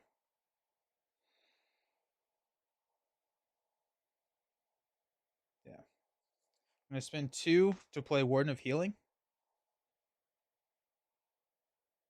Archery card can be anywhere from 2 to 12 damage. Yeah. Yeah. Insane. So now we have 2 Gondors in play, so the Custodian costs 3. Cool. Next turn we could play Frodo's Intuition, but we're going to go ahead and lose the Oliphant to Under the Black Gate. We're going to go into our quest phase. We're going to reveal after the soldier engages you, it makes an immediate attack. Alrighty. We're showing 2. We're showing 4. The quest of this game has an official rating of 10, but a community rating of 7.4. Easier than this quest. Well, isn't there one that is like a 9.8 by the community though? Okay. Let's go 3.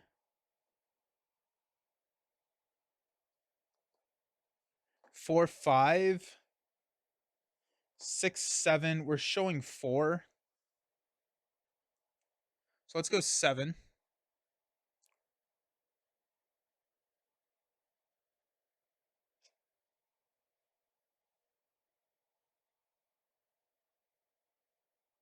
What is this?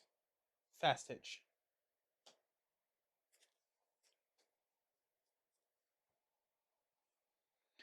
Either place the lowest attack Harad enemy engaged with you face down, or put it a new one into play engaged. So we got the archer that's gonna ready the Knight of the White Tower. We have to assign 1 damage.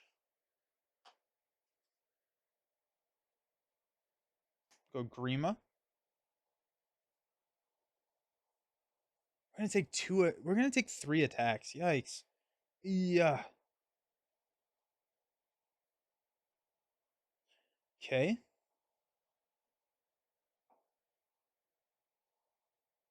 So request for 7, we're showing 4. We'll add 3. We will take 1 archery. I guess before that, let's do Warden of Healing to heal Bill and Grima. Archery goes to Bill. I think we have to engage this, dude. We'll engage here, which will ready Warden of Healing.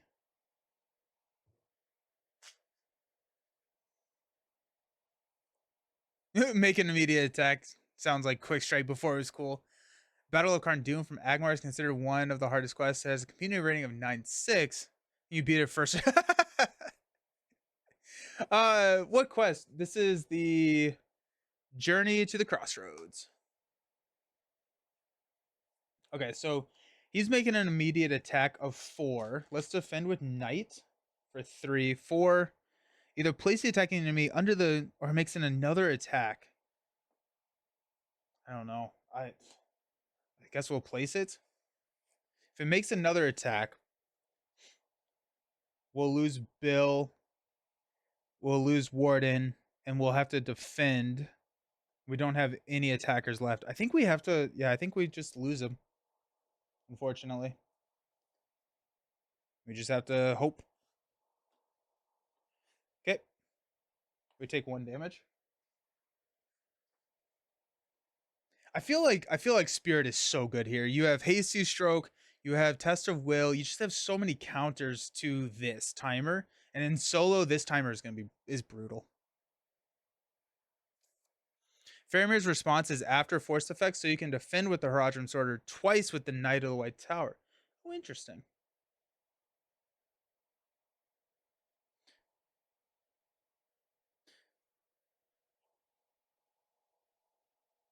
So he'd be ready right now.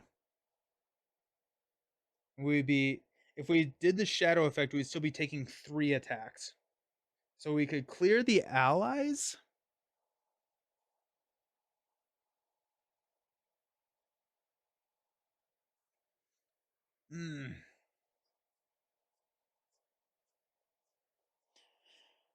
I think we put it under there. I do still think we put it under there. Okay, let's defend the attack here. It's gonna be 3. It's +1 if it destroys the character. We're good. So we take 1 damage here. Warden of Healing is going to heal. Sam is actually ready too. So we're going to go 2, 3, 4, 5, 6 to take him out. Okay. Let's stand up. Increase threat to 31. It's like, I think I would rather have the board state controlled with 1 extra under here than not have a board state and 2 enemies engaged with me. Get to draw into the tracker. Okay. Okay. We'll pass out money. Where's that Steward of Gondor?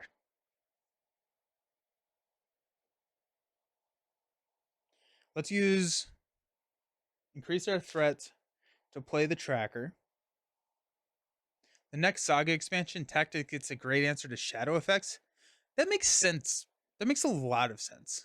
Just like from a thematic standpoint, like tactics and interacting with shadow cards. And leadership has Armored Gesture and Staff of, which as the game goes up, other spheres can catch up to spirit. That's good. That's good to know. Common Mook enemies shouldn't have higher stats than your. That's yeah.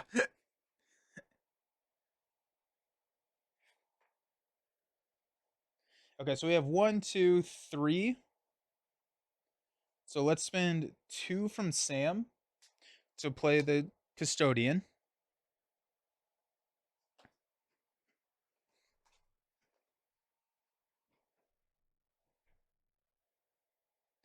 Okay. Now we have a lot of health. We have a lot of health around. Let's exhaust the tracker. We're going to lower the threat in the next enemy engaged. So the next enemy is an Oliphant. Okay. We have to engage it. That's the unfortunate thing. Yeah. We have to engage it. We can't, because there's auto loss cards if we have 3 here. The theme of Lord of the Rings is that the world is dangerous and the heroes are normal people in extraordinary circumstances. Enemies would be a threat. That's true. Okay.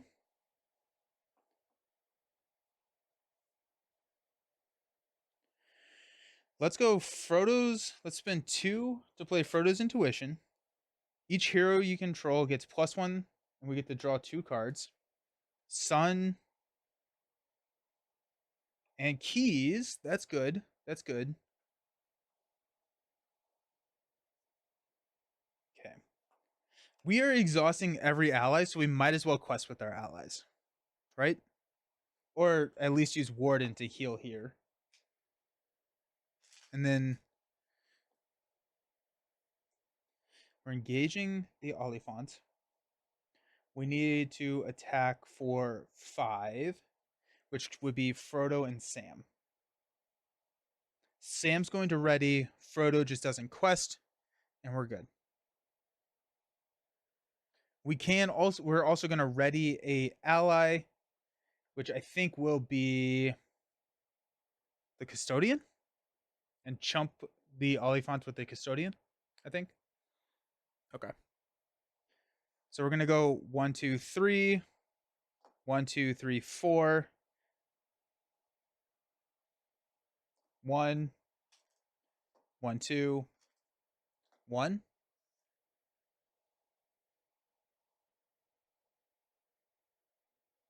So requesting for 11. We're showing 3 because Oliphant is at 0.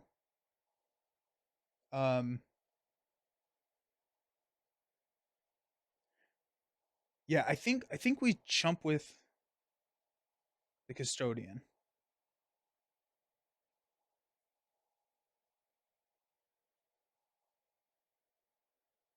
I'm gonna use Grima to quest instead of Faramir. All right, so we're at 11.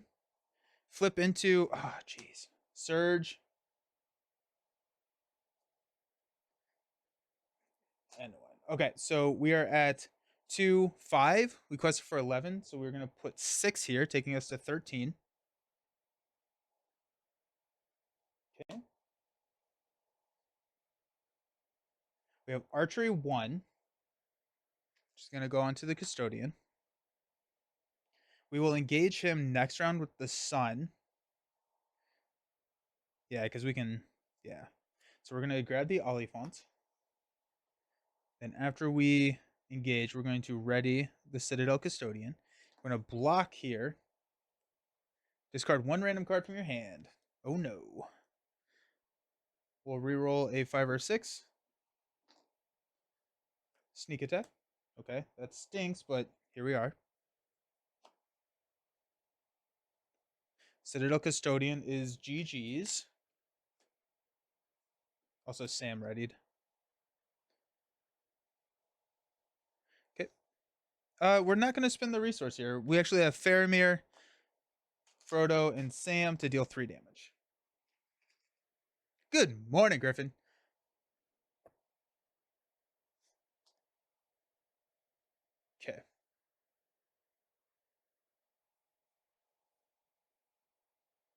End of the round. Let's go to 33. We'll stand up.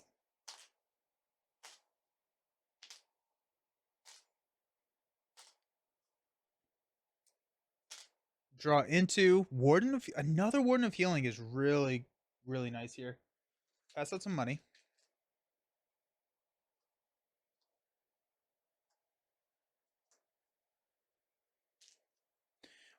Another Warden of Healing actually makes it so that we can.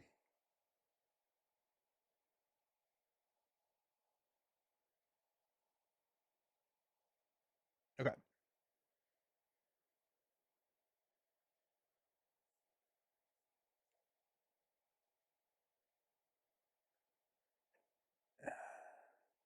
I think we're gonna chump with Sun. We have so many. We have so. Well, we can block with Knight here. We can block with Knight here. The Oliphants are so brutal. I want to get keys onto the table. Let's use Frodo to play keys onto Grima. Let's play it on Faramir. This game's similar-ish to Marvel Champions.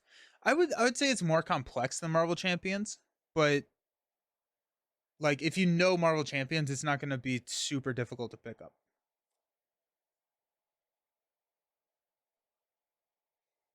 Okay, let's use Doom. So we're going to go to 34. Grima. We'll play Warden of Healing. We add a resource here.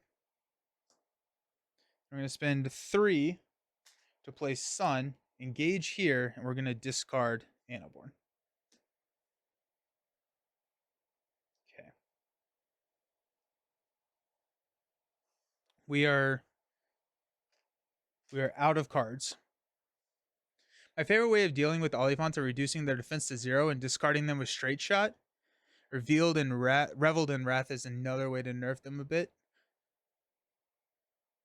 YouTube, they're not showing up on stream. I don't know. The program that I use every once in a while just doesn't work. It'll work maybe in an hour, maybe in a day. I have no idea how to fix it. It just fixes itself every once in a while. I think it's just a bug in the system that I use. But they're showing up. They're showing up in the other way. Or they're showing up in each other's chat. So at least that's happening. Okay, let's use the tracker to reduce the next enemy to 0. It's another one of these guys. Okay. It's gonna make, oh jeez, it's gonna make 2 attacks. I don't know. It just works when I want, yeah. I don't, kind of makes me think you want to go tactics.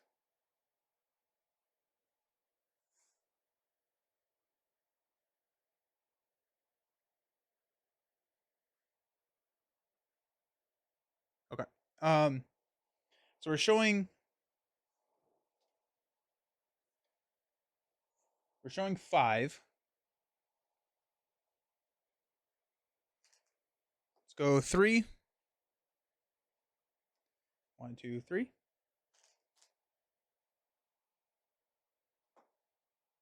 1, 2.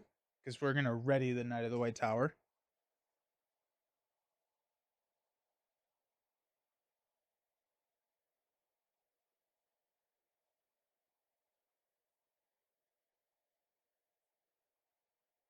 Oh wait, no, because we can defend and then ready and defend again. Let's go Warden for 1, Bill for 1. So that puts us up to 5. And we're showing 5. We have Sun to block an Oliphant.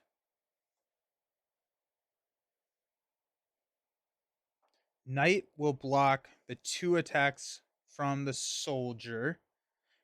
And then Warden can heal in between there, in between the attacks. So we need a defender for here, which can be Faramir. So let's go 1, 2. No, Knight can defend. Yeah, Knight can defend 3 times. Knight can defend 3 times.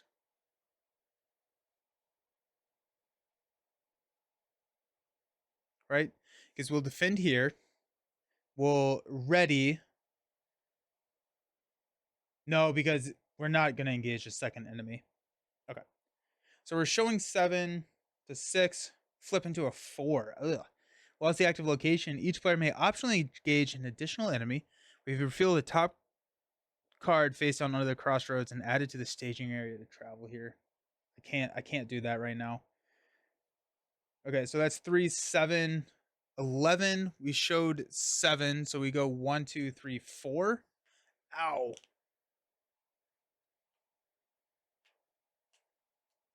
Okay.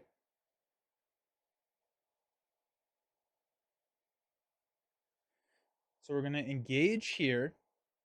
We're going to make an immediate attack. We'll defend. It's going to be 4. No shadow effect. We'll take 1 damage. Faramir will ready. Okay.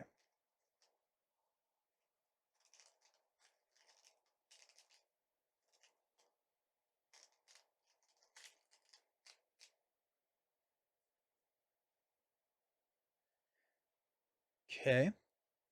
Let's pass out shadow cards. Oh, Sam readies. Okay. We'll block the Oliphant here. No shadow effect. We will defend here, Faramir, for the 3. Yeah. Discard a non-objective attachment, which is just keys. That's sad to see go. Take 1 damage here. We will use Warden of Healing to heal these 2. Then we'll defend here for either place the attacking enemy or it makes an additional attack.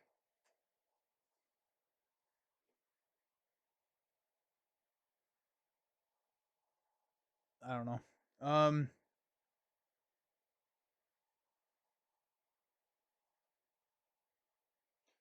We take a damage here.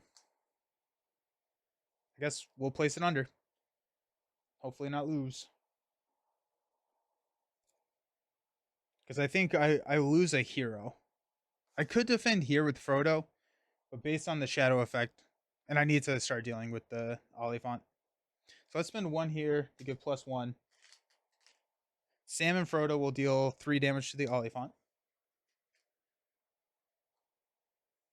And we'll stand up. Increase our threat to 39. Where are my Gandalfs?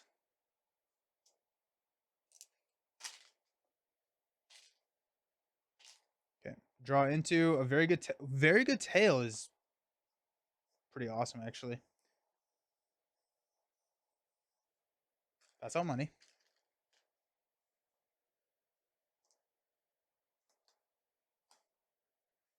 Let's play a very good tail. Let's go Knight, because we'll ready Knight. And Warden of Healing, so 6. There's Gandalf and Squire. Visionary. Frodo's. There's Steward. So I know what I'm doing. Okay, let's go Gandalf and Squire. Draw 3 cards, 4 damage to an enemy in play, or reduce your threat by 5. So we have a blocker here.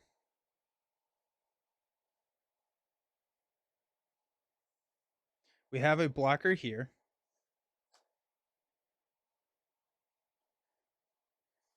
These 2 will attack, which will take out the Oliphant.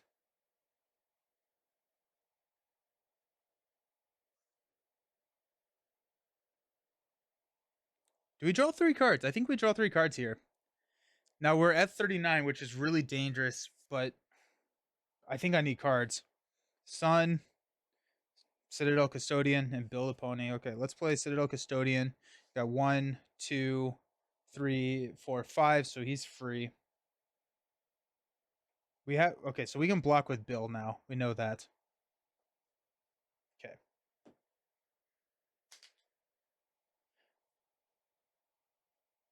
Okay.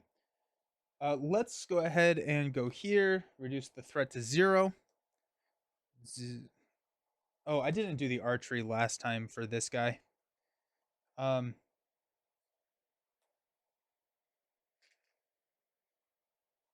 I don't know. Grandma.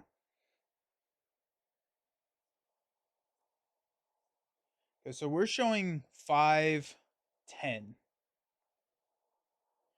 We actually may ready Gandalf with Faramir. I think we ready Gandalf instead of Faramir.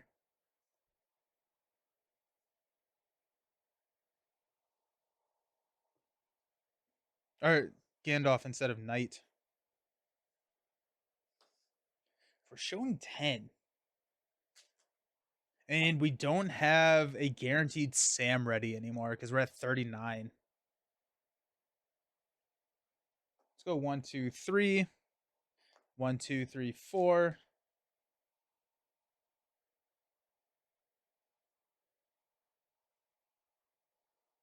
1, 2. That's 9. Wait, we're showing 4, 5, 10.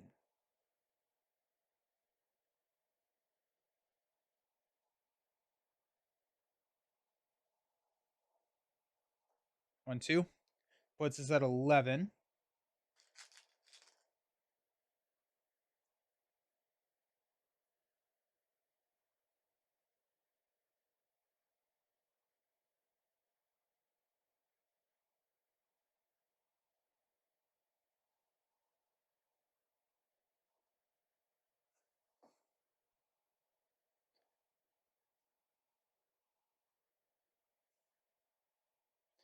Let's go ahead and have Bill block the archer.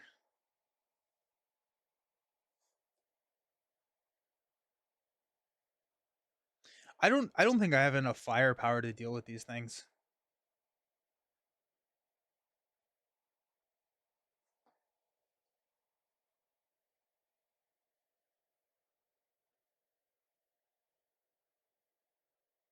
This is actually 6.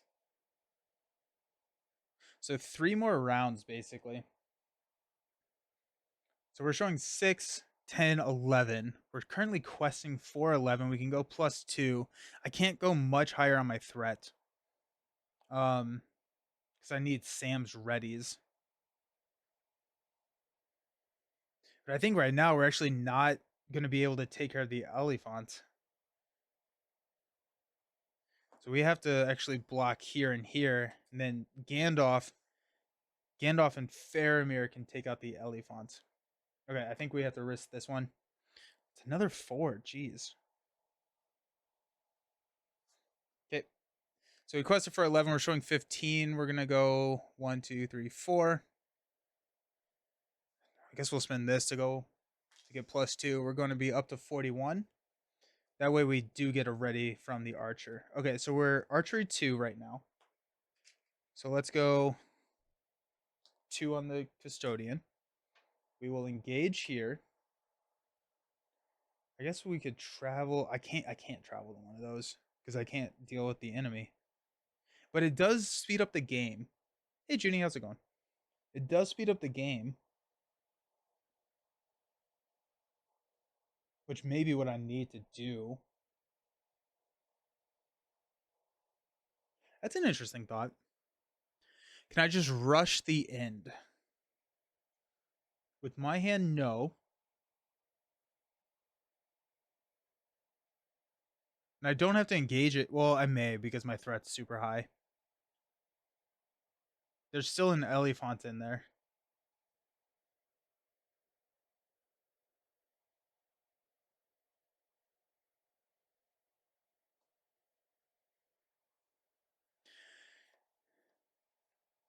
I also think I don't. I'm getting to the point where I can't quest out, and I discarded, I think, both my visionary leaderships.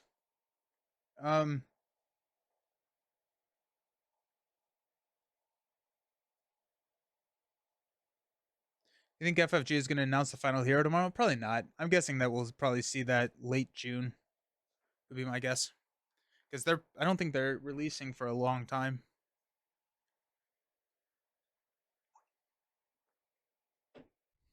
We have to deal a damage to. We're not going to travel. We'll ready Gandalf. Elephant Squire is going to block 6. So this goes back to the staging area. Give a money to Faramir. We do have a son. That's game. I mean, like, because we're gonna have to re-engage. If we draw a Gandalf, we'll be fine. Okay, Bill's gonna block here. It's gonna be 3. No shadow effect. Then the Custodian's gonna block here. 3 +1. If it destroys the character, place it under, and that's game. I think we have to go Spirit. Like I don't see a path forward with these. I mean, like, the shadow cards, the shadow effects are just brutal.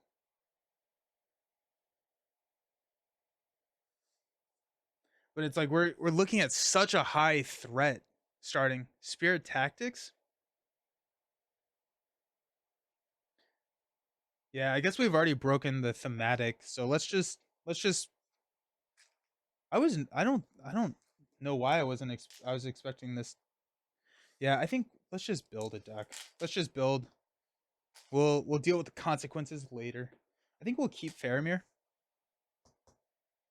We'll probably keep Sam too, honestly. No, I don't think we will. I think we'll go. Ugh. Spirit Glorfindel is good.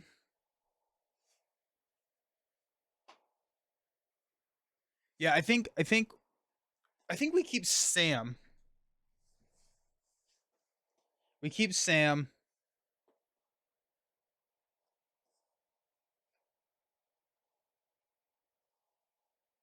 So I don't think we have Faramir. Don't think we have Grima. Is it Spirit Glorfindel?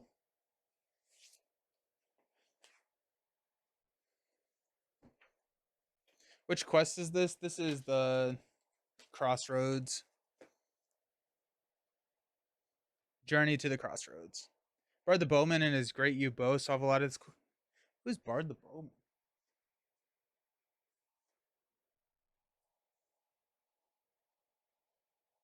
Is he an ally or a hero?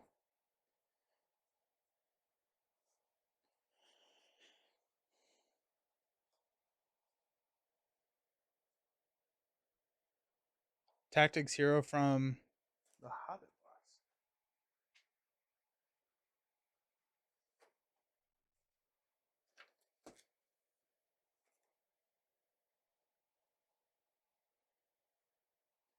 Well, he's making a ranged attack. The enemy gets -2. But I don't make ranged attacks. Unless, yeah, I don't make ranged attacks, right? There is no ranged attacks in a solo game.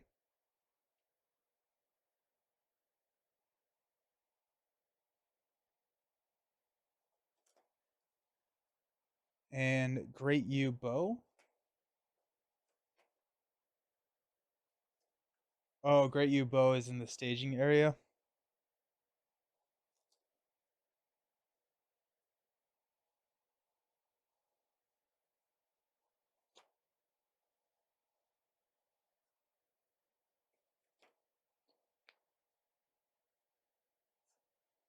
Exhaust Great U bow and the attached hero to make a ranged attack against that enemy. Declare the attached hero as the attacker. No other attackers can be declared for this attack.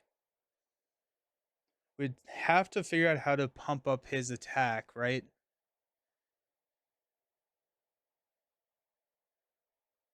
Yeah, we would need what's the one that is attacking in the staging area? You get a plus.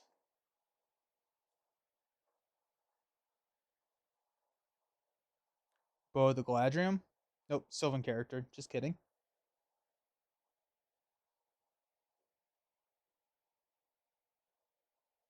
Spear of the Mark.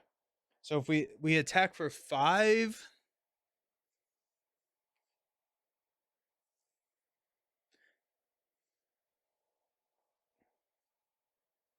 we would never have to engage the Oliphant, which would be nice. That would actually be probably the best part about that. So it would take out everybody. Also, I don't think I've ever played Bard. I like that. Elo here, Eladon. I have tried them. Yes.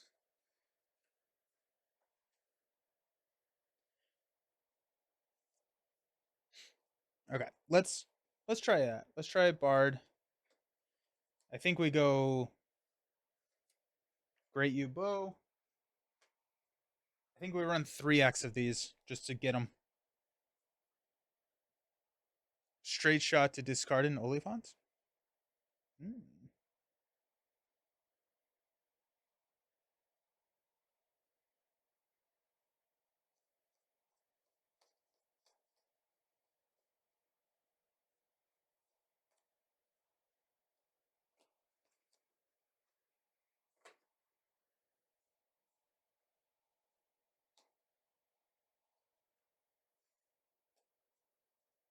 Then also running 3x of these.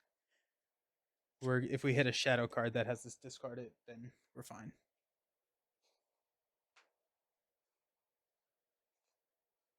Spear of the Mark.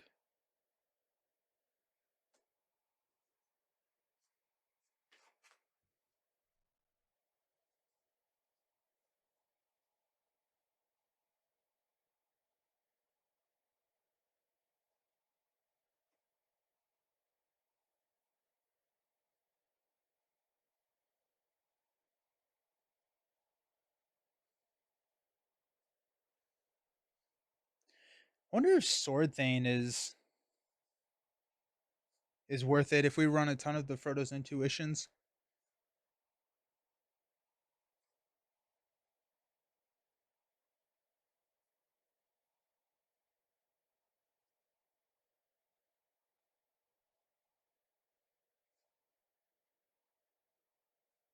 Probably gonna go with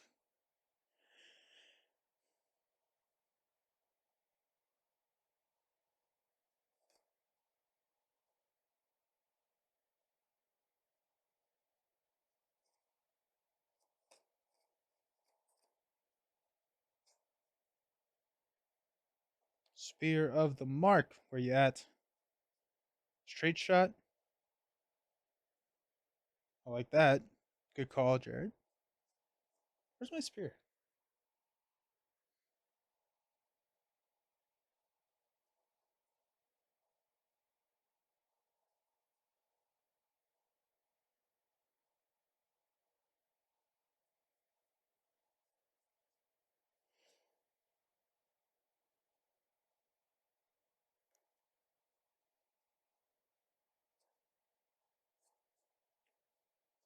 Oh, there it is.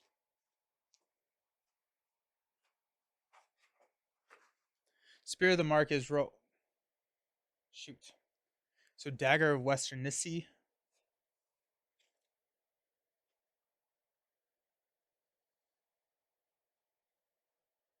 And if we run Glorfindel, we can just run super. Yeah, we can keep our threat super low. So Dagger is probably the right move, isn't it? Then we keep Sam. Yeah. Okay. I'm done with that. Dagger. Westernicius. Oh, we're gonna take Defenders of Ramus.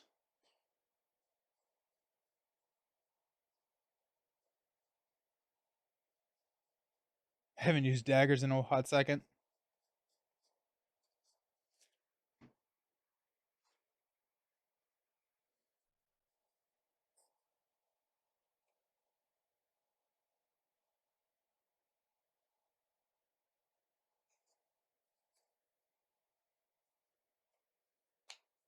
I know Rohan archetype has a decent amount of attacking in the staging area.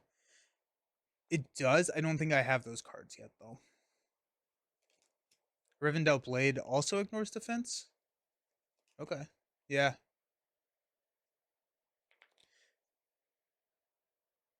Too many cards, hard to use them all. Then you forget they exist. Yeah.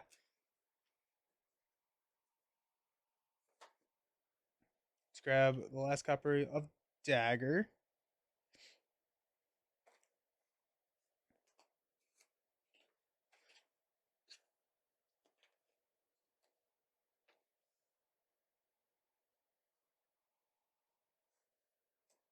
Okay.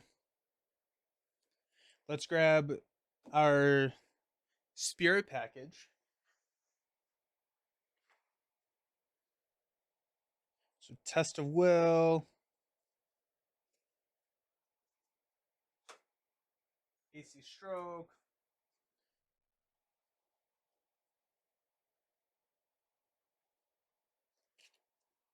breathing,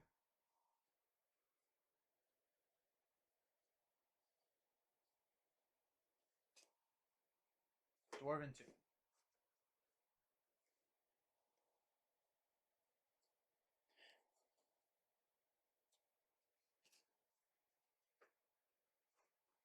Let's flip over here, grab our last dwarven tomb.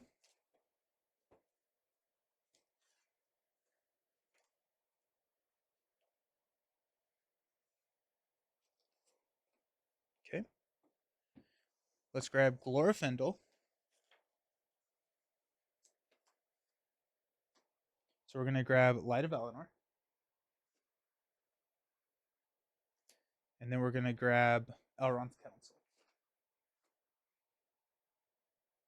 The other nice thing about this is if we want to, we can, since we have a lot of threat mitigation, we could throw some of our quest. We don't have to use all of it, or we don't have to quest out every single round.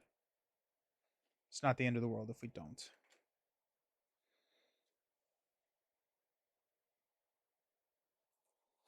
Okay, let's see what that puts us at. It's 2, 4, 6, 8, 10. 2, 4, 6, 8, 10. 2, 4, 6, 8, 9. Let's grab the last straight shot because that seems good.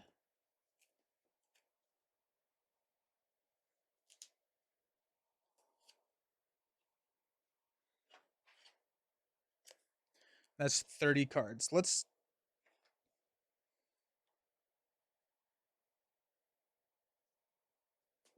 look at our current deck. See what we got. Because I think we have to round the rest out with pretty much allies. We don't have Spirit anymore.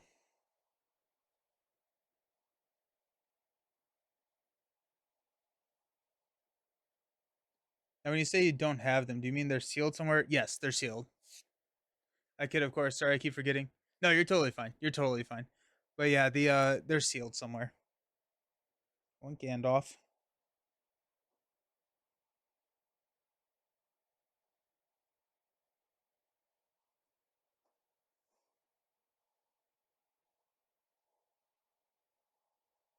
Probably want Steward. We definitely want Bill.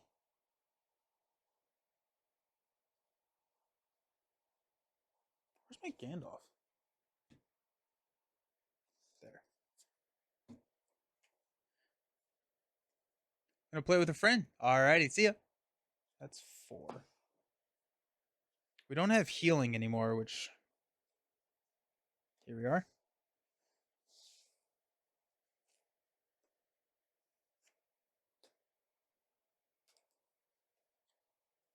Let's go Bill.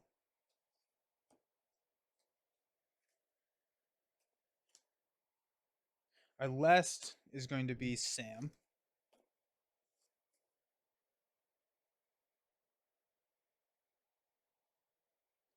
Is that healing card in leadership if you feel you need it? I don't quite remember what that is.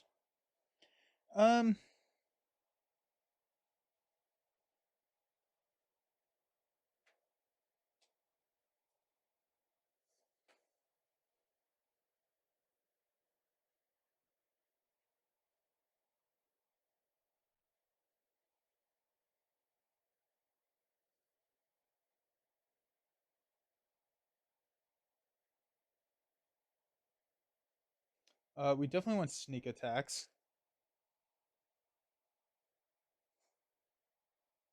Knight of the White Tower gets harder to play, but we don't have a ton of leadership cards in our deck right now.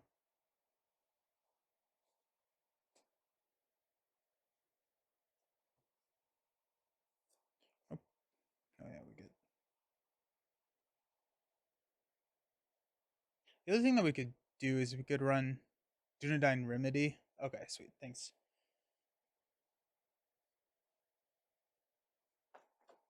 Knight of the White Tower just seems. I'm gonna put that there. Don't think we need as much questing. Ally Faramir for willpower. Yeah, because we cut out. Yes, good call.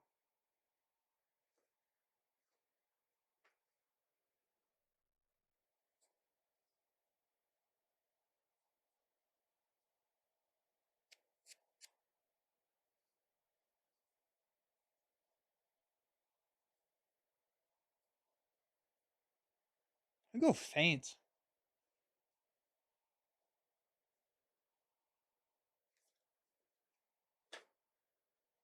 Faint is pretty decent. 2, 4, 6, 8, 10.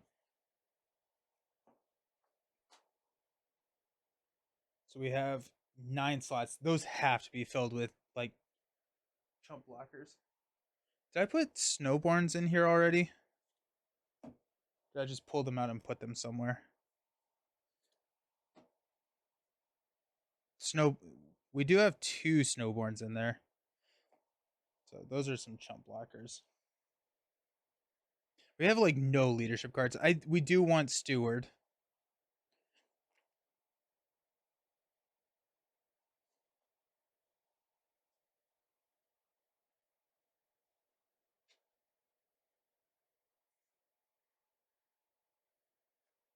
Now that you're Trisphere, you consider giving each one of your heroes a resource rather than shuffling Brace of. Oh yeah, yeah. Especially because we're not running Spirit.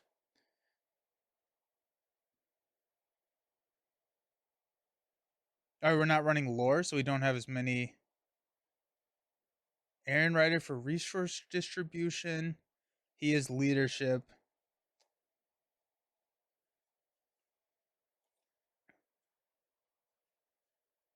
2, 4, 5.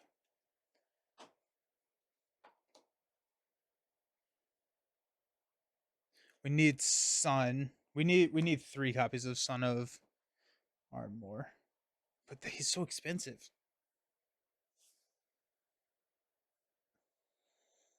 Hmm.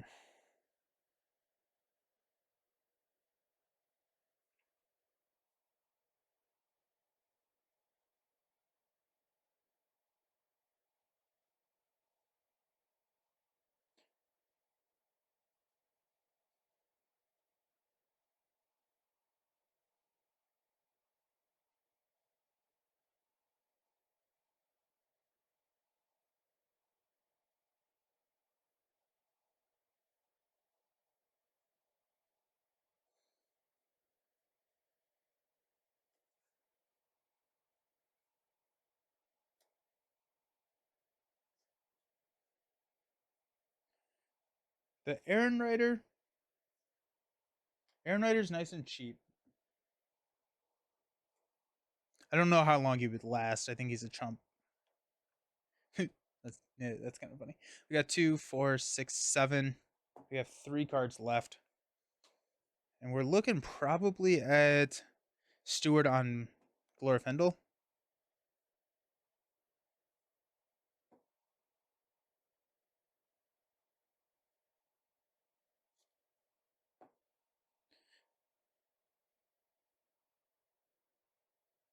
Yeah, probably Spirit on Glorfindel.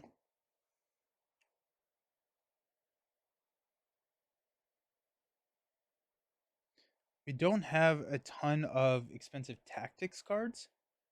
So I'm wondering if we can fill out. Maybe if Son of Armor was looking at the road ahead and so down on his iPhone, he'd arrive. Let's grab. Is there another card?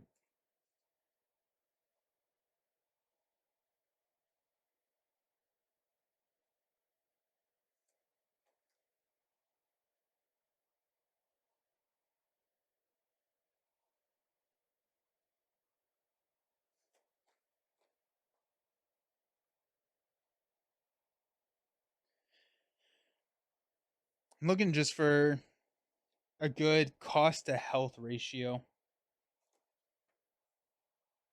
Feels like dwarf should have more health. Boromir's not bad. I'm gonna go Boromir.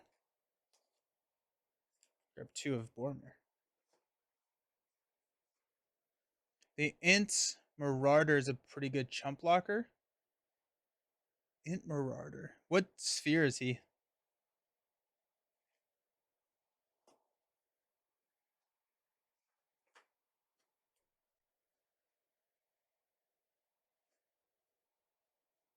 Tactics?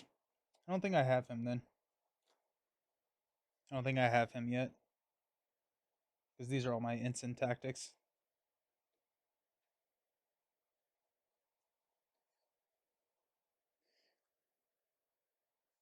Two, four, six, eight, 9.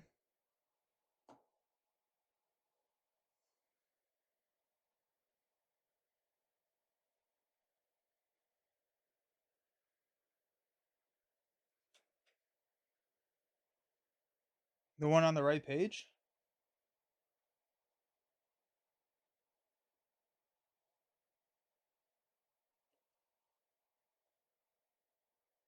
Skinbark?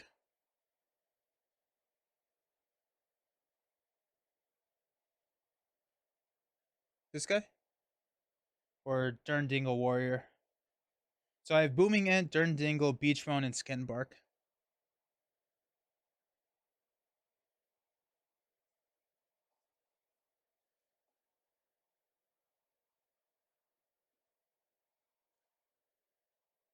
Durndingle. I like Durndingle a lot.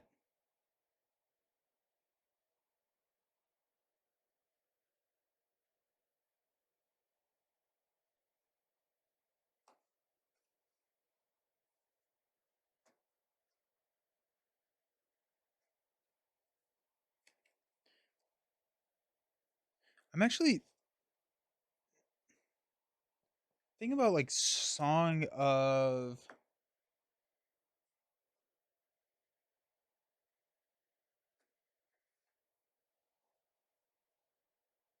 Yeah, the Durndingle is really nice. Durndingle is great.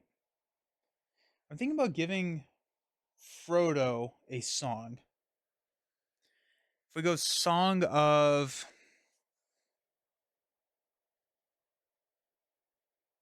Kings. I don't know why Marauder came to mind. He feels like a Marauder. Song of Kings for Frodo, so we can start using him for leadership.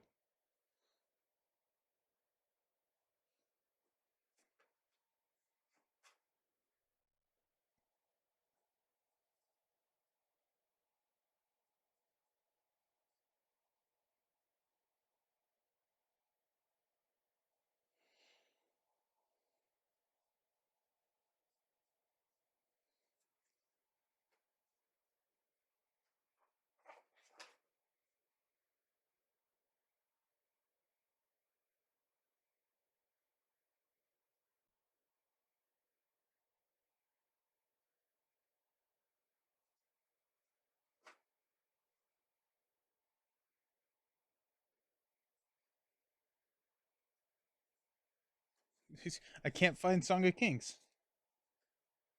I'll just grab this one. Durndingle Marauder is a sick name for a card. Yeah, it is. Yeah, it is.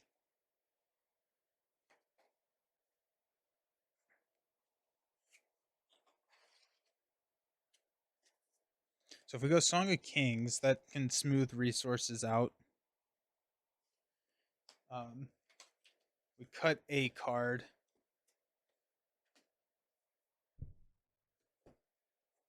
And we're not cutting an ally.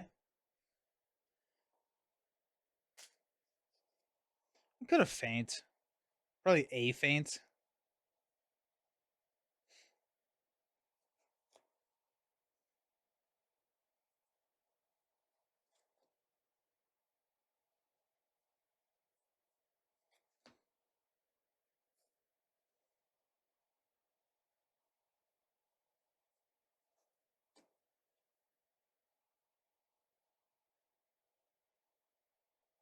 Yeah. we'll cut a feint. Alrighty, so Steward goes on Glorfindel. Alright. And we're gonna choose the boon to add 1 money to everything. Or to everyone. Not running knights. I do like the knights though. I think the knights are pretty cool. Is that 0?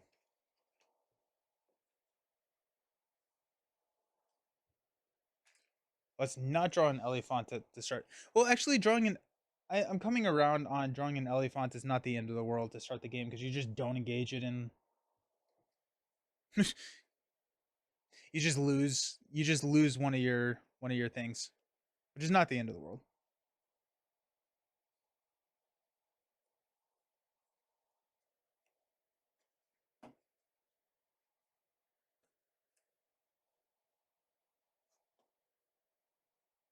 Cool. All right, we got this. It's probably gonna be my last attempt, at least today. So I got, yeah. All right.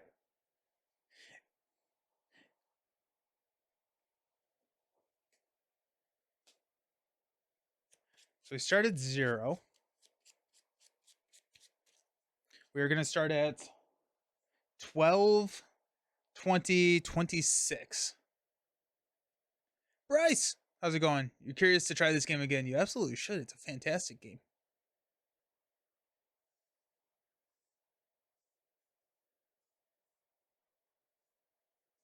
Alrighty. We actually have fairly good questing too. Glorfindel, Sam, and Frodo starting a quest for 8, which is nice. Starting at 26 threats. We have all the cancels now. Feels good. Okay. Losing. Let's go ahead and do +1 money.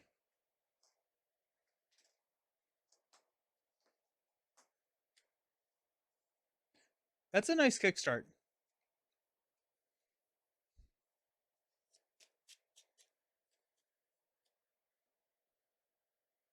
Alrighty. I believe in us.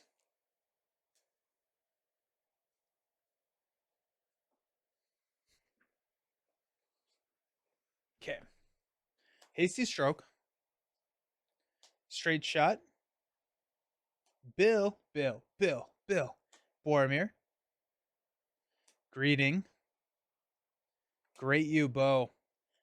I think that we keep that, right? We keep the Great U bow. We have a cancel. We have Bill. I think we keep it. We're gonna draw into a feint. Alrighty, nice.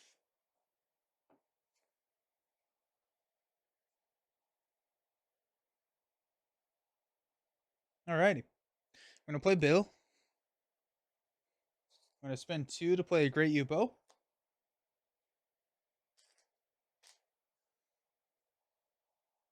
And we have a hasty stroke that we can use. I just had the base game. It felt like each scenario I needed to make a different kind of deck to beat it. That is, I think, the core of the game. I think that is not unique to the core scenario or the core box. Now there are going to be some decks that can do pretty well against everything, but I think the game is the puzzle on how you beat the quest rather than build a good deck or build a good deck that is agnostic to quest. Yeah, it is a game about seeing the quest and how do you react to the quest. All right, our first one is a Haradrim Soldier. After it engages you, it makes an immediate attack. Showing 2. Okay. So we are showing 3.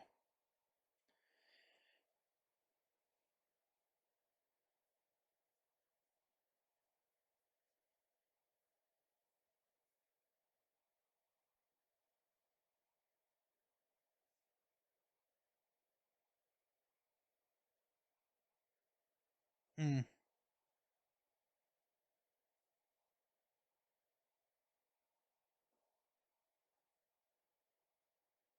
Do we just lose that one? I think It's not like Champions where you can use the same deck. Yeah, it's not. It's not. I think we lose this one to the Black Gate.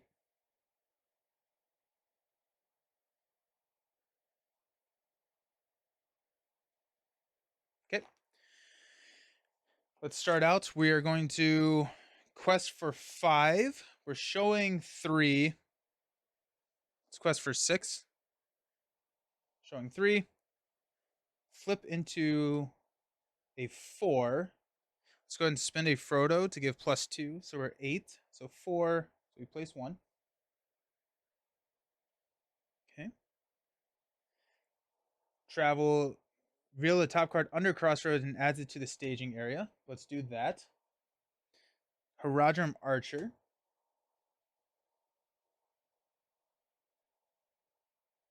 Why did I think that was a good idea? No, you're totally fine, Bryce. You're totally fine. I just thought I was just didn't know how to make a good deck. No, it's also like the core set. Like there's a lot of cards to consider with the core set. I don't know why I thought that was a good idea, but here we are. But there's also the starter decks are really good. So if you try it again, I would pick up a starter deck, and that can help because the starter decks for the core set, they're going to be great. We have Archery 1. Let's go, Bill.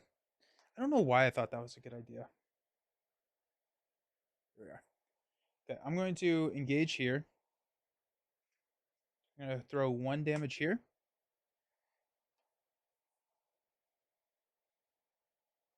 Taking an attack of 3.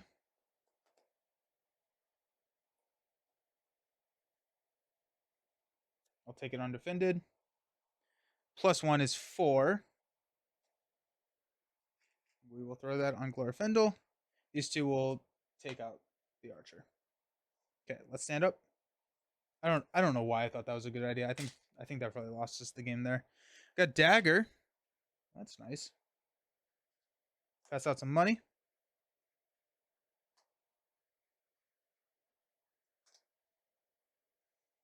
Okay. You probably had to get that 4th red out of staging. It was a risky move, but probably right. That's true. And if it was an Elephant, I had an answer to it.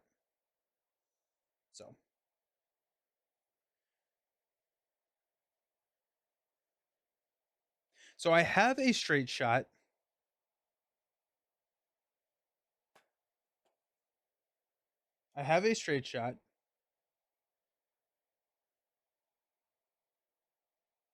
Which can take out an Elephant. So I think at this point, I'm trying to figure out if I want to keep the money on Bard to play Feint, or if I want to go Dagger. Oh, the buying guy got you curious to try it again? Yeah, I would check out a starter deck. If you're curious about trying it again, I would check out one of the starter decks because they're really good. All right, chatters. Hey, how's it going? I'm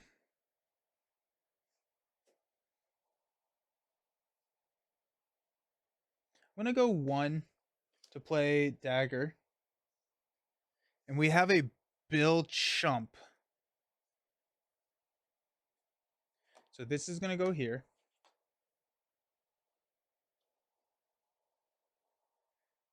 We got another one.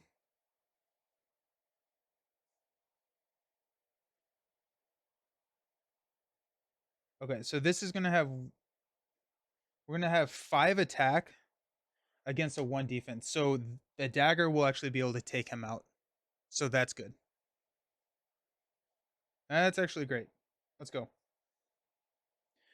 We're gonna keep Bill around for a chump block. So let's go ahead and quest for 1, 2, 3. 1, 2. Marvel Champions clicked once I played the same hero a bunch of times to get the hang of their playstyle. I would say play the starter decks. Play a starter deck probably against or play it against Passage, which is the first quest in the game. And then you can get I think you can learn the hero mechanics in Passage, and then when you move on to Journey, that's going to teach you kind of how to interact with this side of the table. With Bow and Dagger, you can kill Soldier and Archer, and Straight Cut. Yeah, that's really good. So yeah, I would pick maybe Dwarfs. Dwarfs or Gondor, I would say, are fairly easy decks to learn. Um, so I'd pick one of those, whichever one's your favorite like theme, and try that. And then play Passage. Then I would ignore the last quest in the game, or in the core box. Not worth it. Um, and try that. Okay, so we're showing. This is actually a 3 now. So we're showing 5, requesting for 5. We can spend 1 to get +2. We have Galadriel's. Threat's not an issue. Let's do that.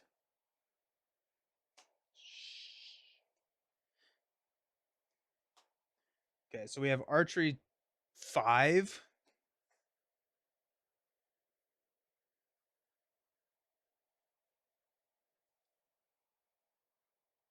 Crap. Okay. So we quested for 5. We're showing 6. Let's spend 1. We'll place a progress here. We have Archery 5. 2, 3, 4, 5. And everybody has 1 health left. Actually, we have 2 health on our hobbits because of Bill. Ugh. We have to discard a random card. I don't think it's worth. I don't think it's worth. Yeah. Don't have any allies. I don't think it's worth engaging it, because if we engage it, we can lose a straight shot.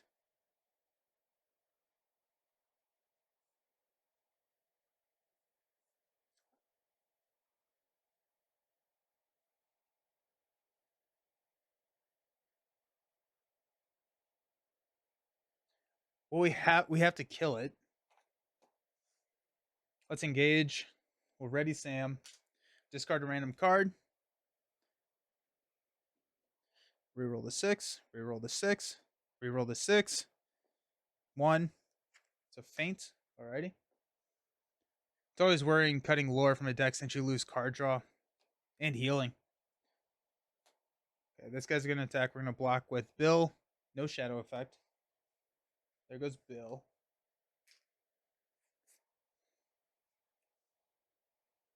We are going to attack with Bard here to take this guy out. And then we will attack here, which will take this guy out. Okay. Stand up. Increase our threats. Draw a card. Defender. Not really good. Okay.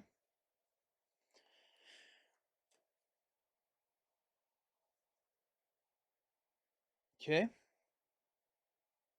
If we flip archery, we lose a hero.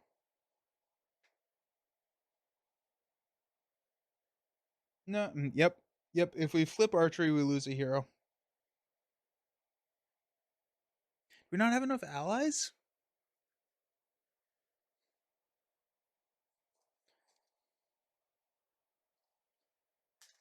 Let's reduce our threat. No, it's not. There's no reason to do that. We're at 28. We're fine.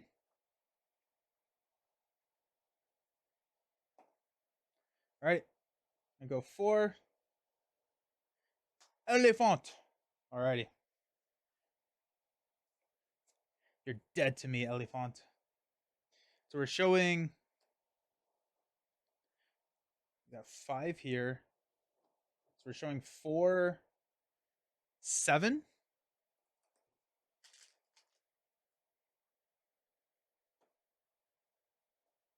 Got 3, 5, 8. After it engages you, each Harad enemy gets +1 attack and -10 engagement cost until the end of the round. Okay. So we're showing 9. We quested for 8, so our threat goes up by 1. I'm not going to engage the captain. We're just going to lose the captain. But we'll do the straight shot to get rid of the Oliphant. Okay. Stand up.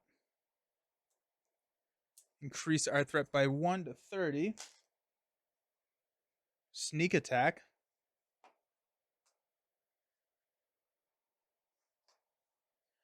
No more money.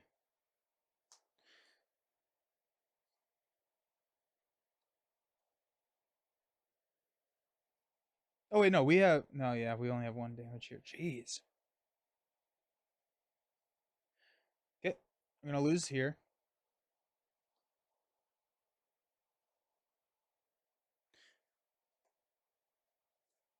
Flip. An Oliphant.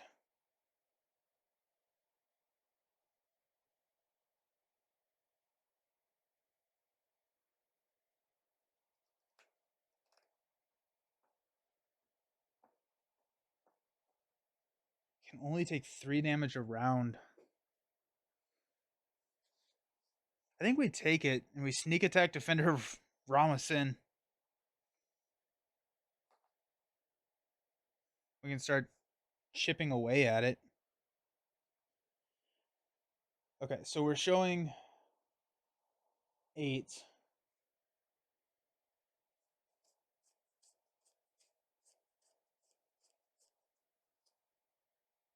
Do we just take a huge hit to our threat here? No? Probably not. It's quest for 5. Player must return an enemy engaged with them or search and counter deck for Harad enemy and put it into play engaged with them.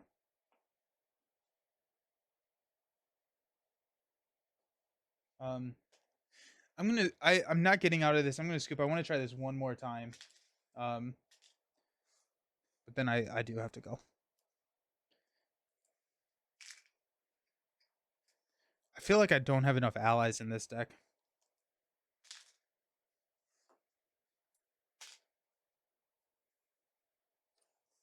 Because I think I need I need a lot of chump blockers. How many allies do I have? We can probably cut out Dwarven Tombs. Honestly, we may not need Steward. May not need Steward.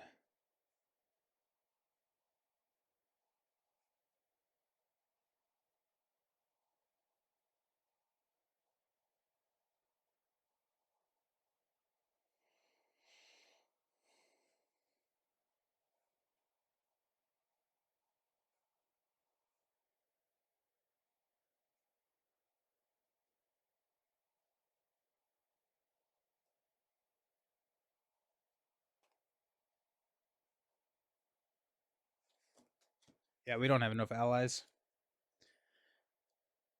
2, 4, 6, 8, 10. We have 15 allies, which I don't think is enough. We're going to cut out the Song of Kings.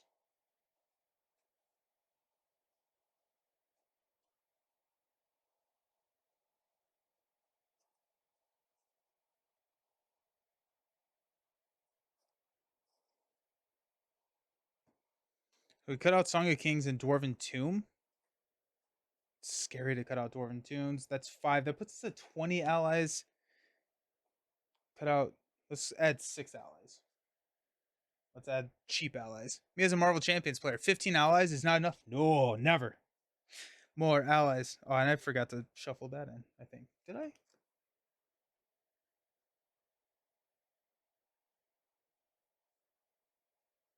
Yeah, I think I forgot to shuffle my weakness in.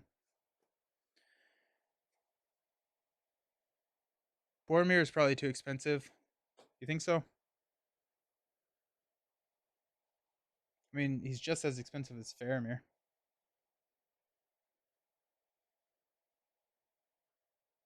Faramir too expensive?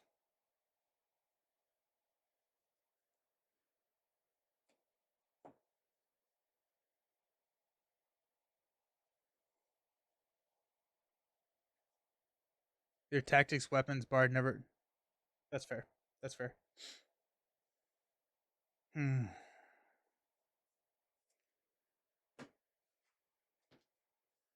Not for what Faramir does.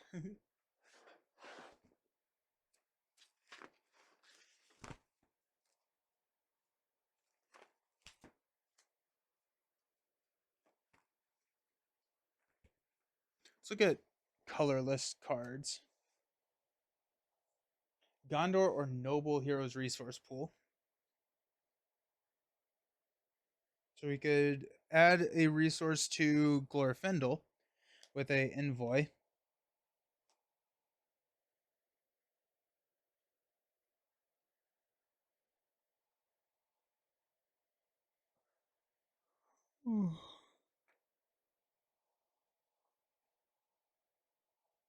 Let's grab envoys. They're just easy.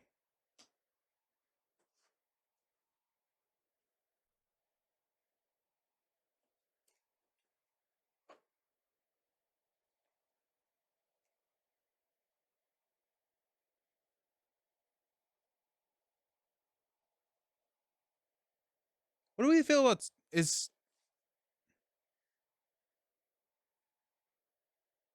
what do we feel about Saruman?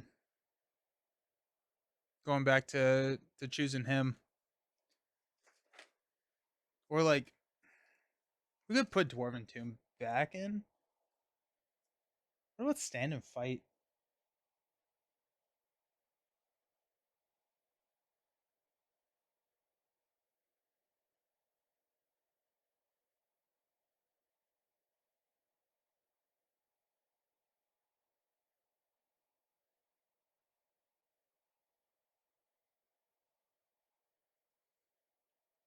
Go Philly and Killy.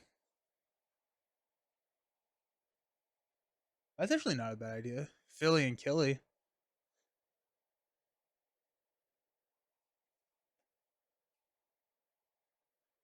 Curious Brandybuck can sometimes be a free blocker. Yeah. Saruman is always a solid choice. Not as good as Gandalf, but that 5 attack is nothing to gloss over. That's true. Like either Swordsman from Outlands.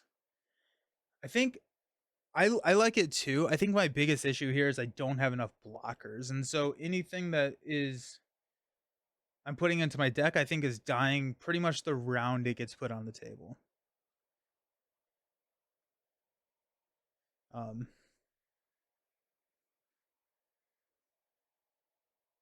I think that's the issue. We go Bofer.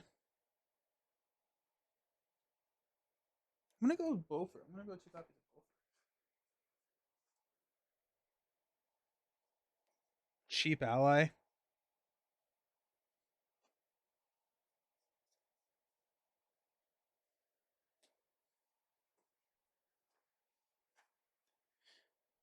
Hobbit Cloak. Sam becomes a good blocker.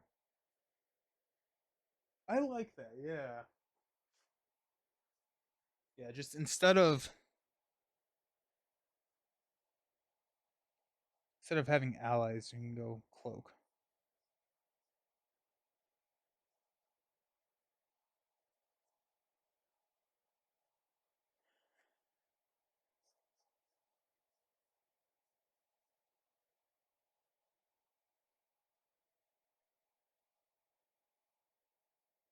Grab 2 of those.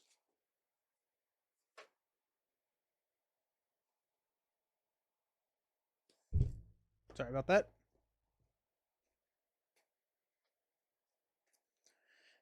2, 4, 6, 8, 10. 2, 4, 6, 8, 10. 2, 4, 6, 8, 10. 2, 4, 6, 8, 10. 2, 4, 6, 8, 10. 2, 4, 6, 8, 9. One more.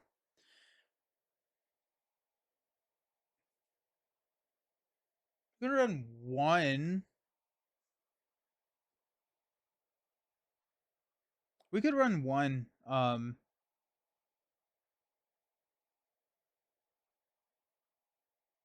Dwarven Tomb.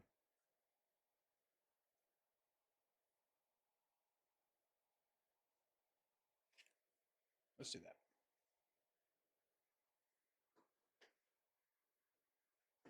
Mainly, I just want to get a rep in before I have to have a meeting. Alrighty. We got it. So 6, 14,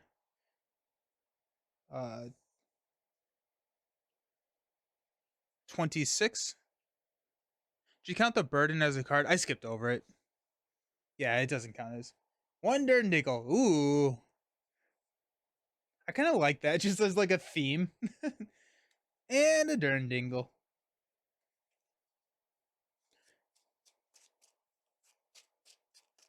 Okay. Okay. We got this. Sad to see you a bit demoralized, but you got this. I was there with that 18 Scoops quest with the pirates, boots, and Goombas. Beat the snot out of it. Yeah. We got this. We got this. It's 12:52. Sweet.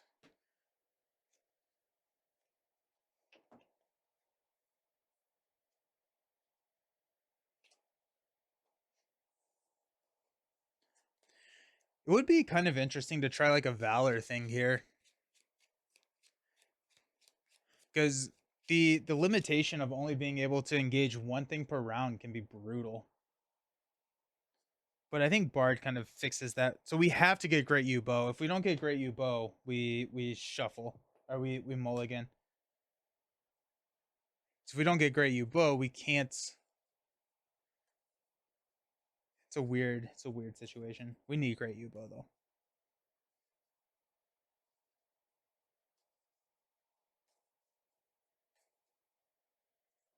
Alrighty, let's go. We get 2 in everybody.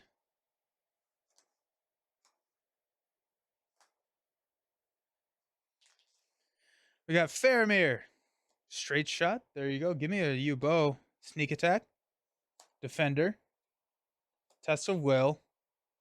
Dwarven Tomb. Will mulligan. What would we have gotten? Hasty Stroke. Alrighty. All the cancels. Dunedain are good here as well. Halberd lets you engage more. Only problem is the shadow effects are really bad. Yeah. What I fear is elephants on boats.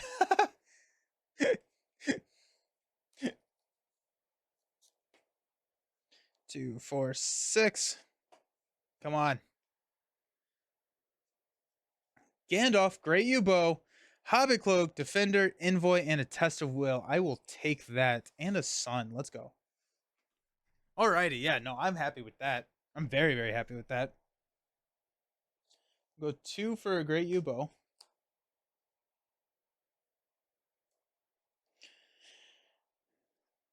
Let's go 1 for a Hobbit Cloak.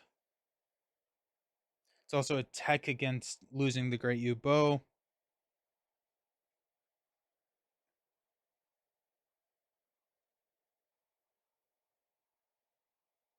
We'll spend 2 to play Envoy and give 1 to Glorfindel. We have a Test of Will. Yeah. Alrighty. Alrighty then. Not bad. Not bad.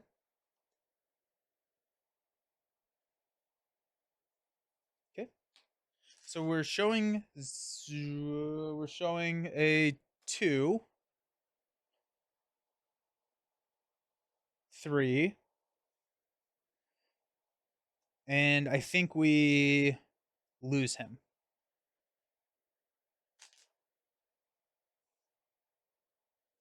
Yeah, I don't think that we are going to be able to save him. Unfortunately. So let's go ahead and quest for 3, 4, 5, 6, 7, 8, and increase our threat. Coasters are allied with the men of Harad. Would be an interesting joke quest to have Oliphants and board. Oh. Ugh. No, thank you. So we're questing for 2, 5, 8.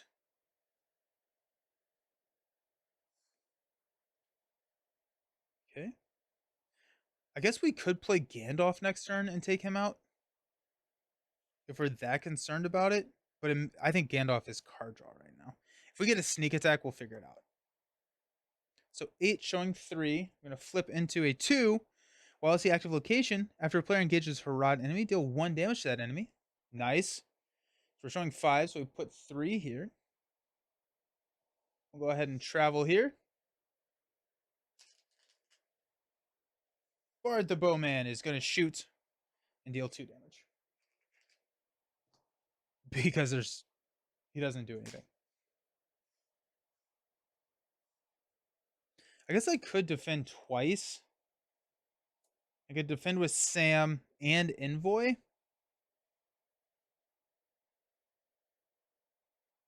No, I'd rather lose it. What happens if the encounter deck needs a weight limit? We got Elrond's Council. Alrighty. Pass out money.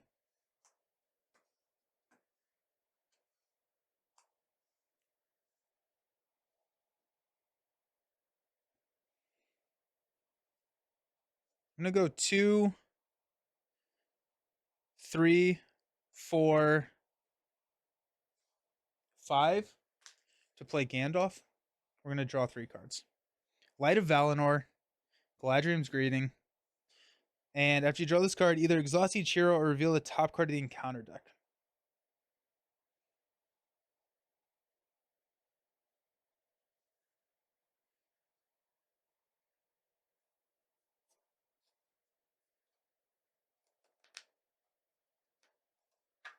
Huh.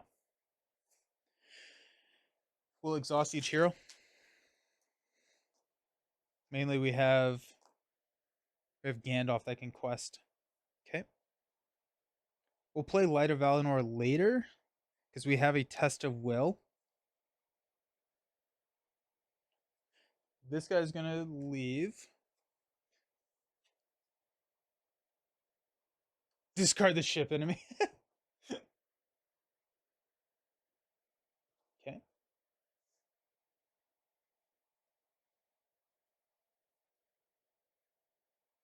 Okay. This is going to go to 2. We got the Oliphant, which I think we lose this one too.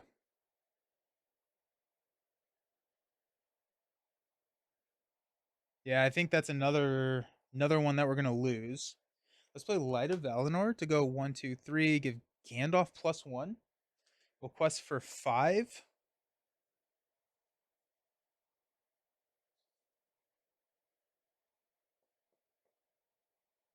We're showing 5.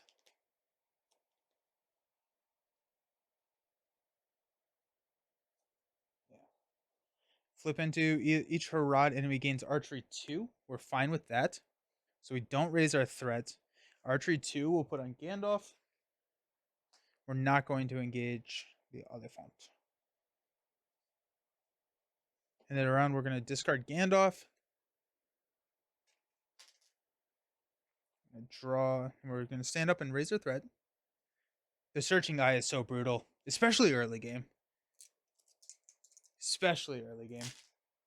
Gonna draw into Sneak Attack after we just discarded Gandalf. Pass out money. Go 1 here for Light of Valinor.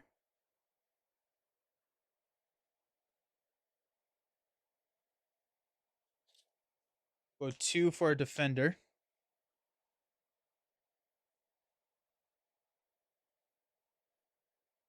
Okay. Sneak Attack, Son of... I can engage the Oliphant. I don't think I want to engage the Oliphant. I think I'm gonna roll the dice yet again. Yeah. But good call. Good call. Okay. We are going to quest for 1, 2, 3. 1, 2, 3. No, that's just where. Yeah. 1, 2. This guy's under here.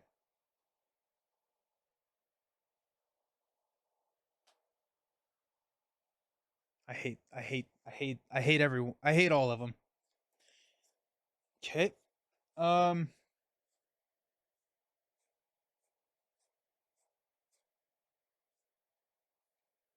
So we are showing 5. Requesting for 1, 2, 3, 1, 2, 3, 1, 2. So that's 8. We're gonna flip into either place the lowest threat Harad enemy in the staging area face down and reveal, or each enemy in the staging area makes an immediate attack against you.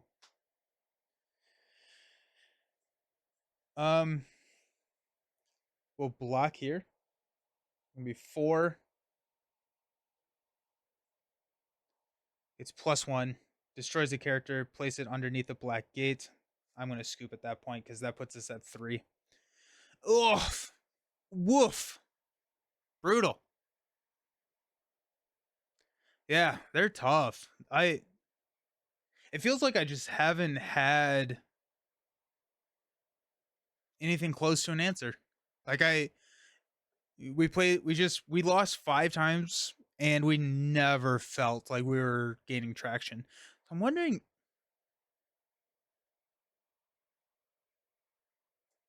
trying to figure out what that is. We may go double tactics. We could swap Sam out. Just sad. Could swap Sam out for like Boromir and go like Gondorian Fire. How do the progression plays work? Is that like a campaign? So there's 2 ways. There's the campaign, which is what we're playing, where you can't really switch out your heroes. But the progression, which is what I'm calling what I'm doing, is like I have all of the product and I'm not opening the next product until I beat the previous product. But yeah, if we swap Sam out for someone who can attack multiple times, but then we're losing a lot of. But I think we need. What about like a Bjorn? Swapping Sam out lets you play Ally Slam. Yeah, what if you do like Bjorn or something? Just like a stupid amount of health. I really like Bard. Bard helps, but we need a defender. So if we go defender, we don't have to.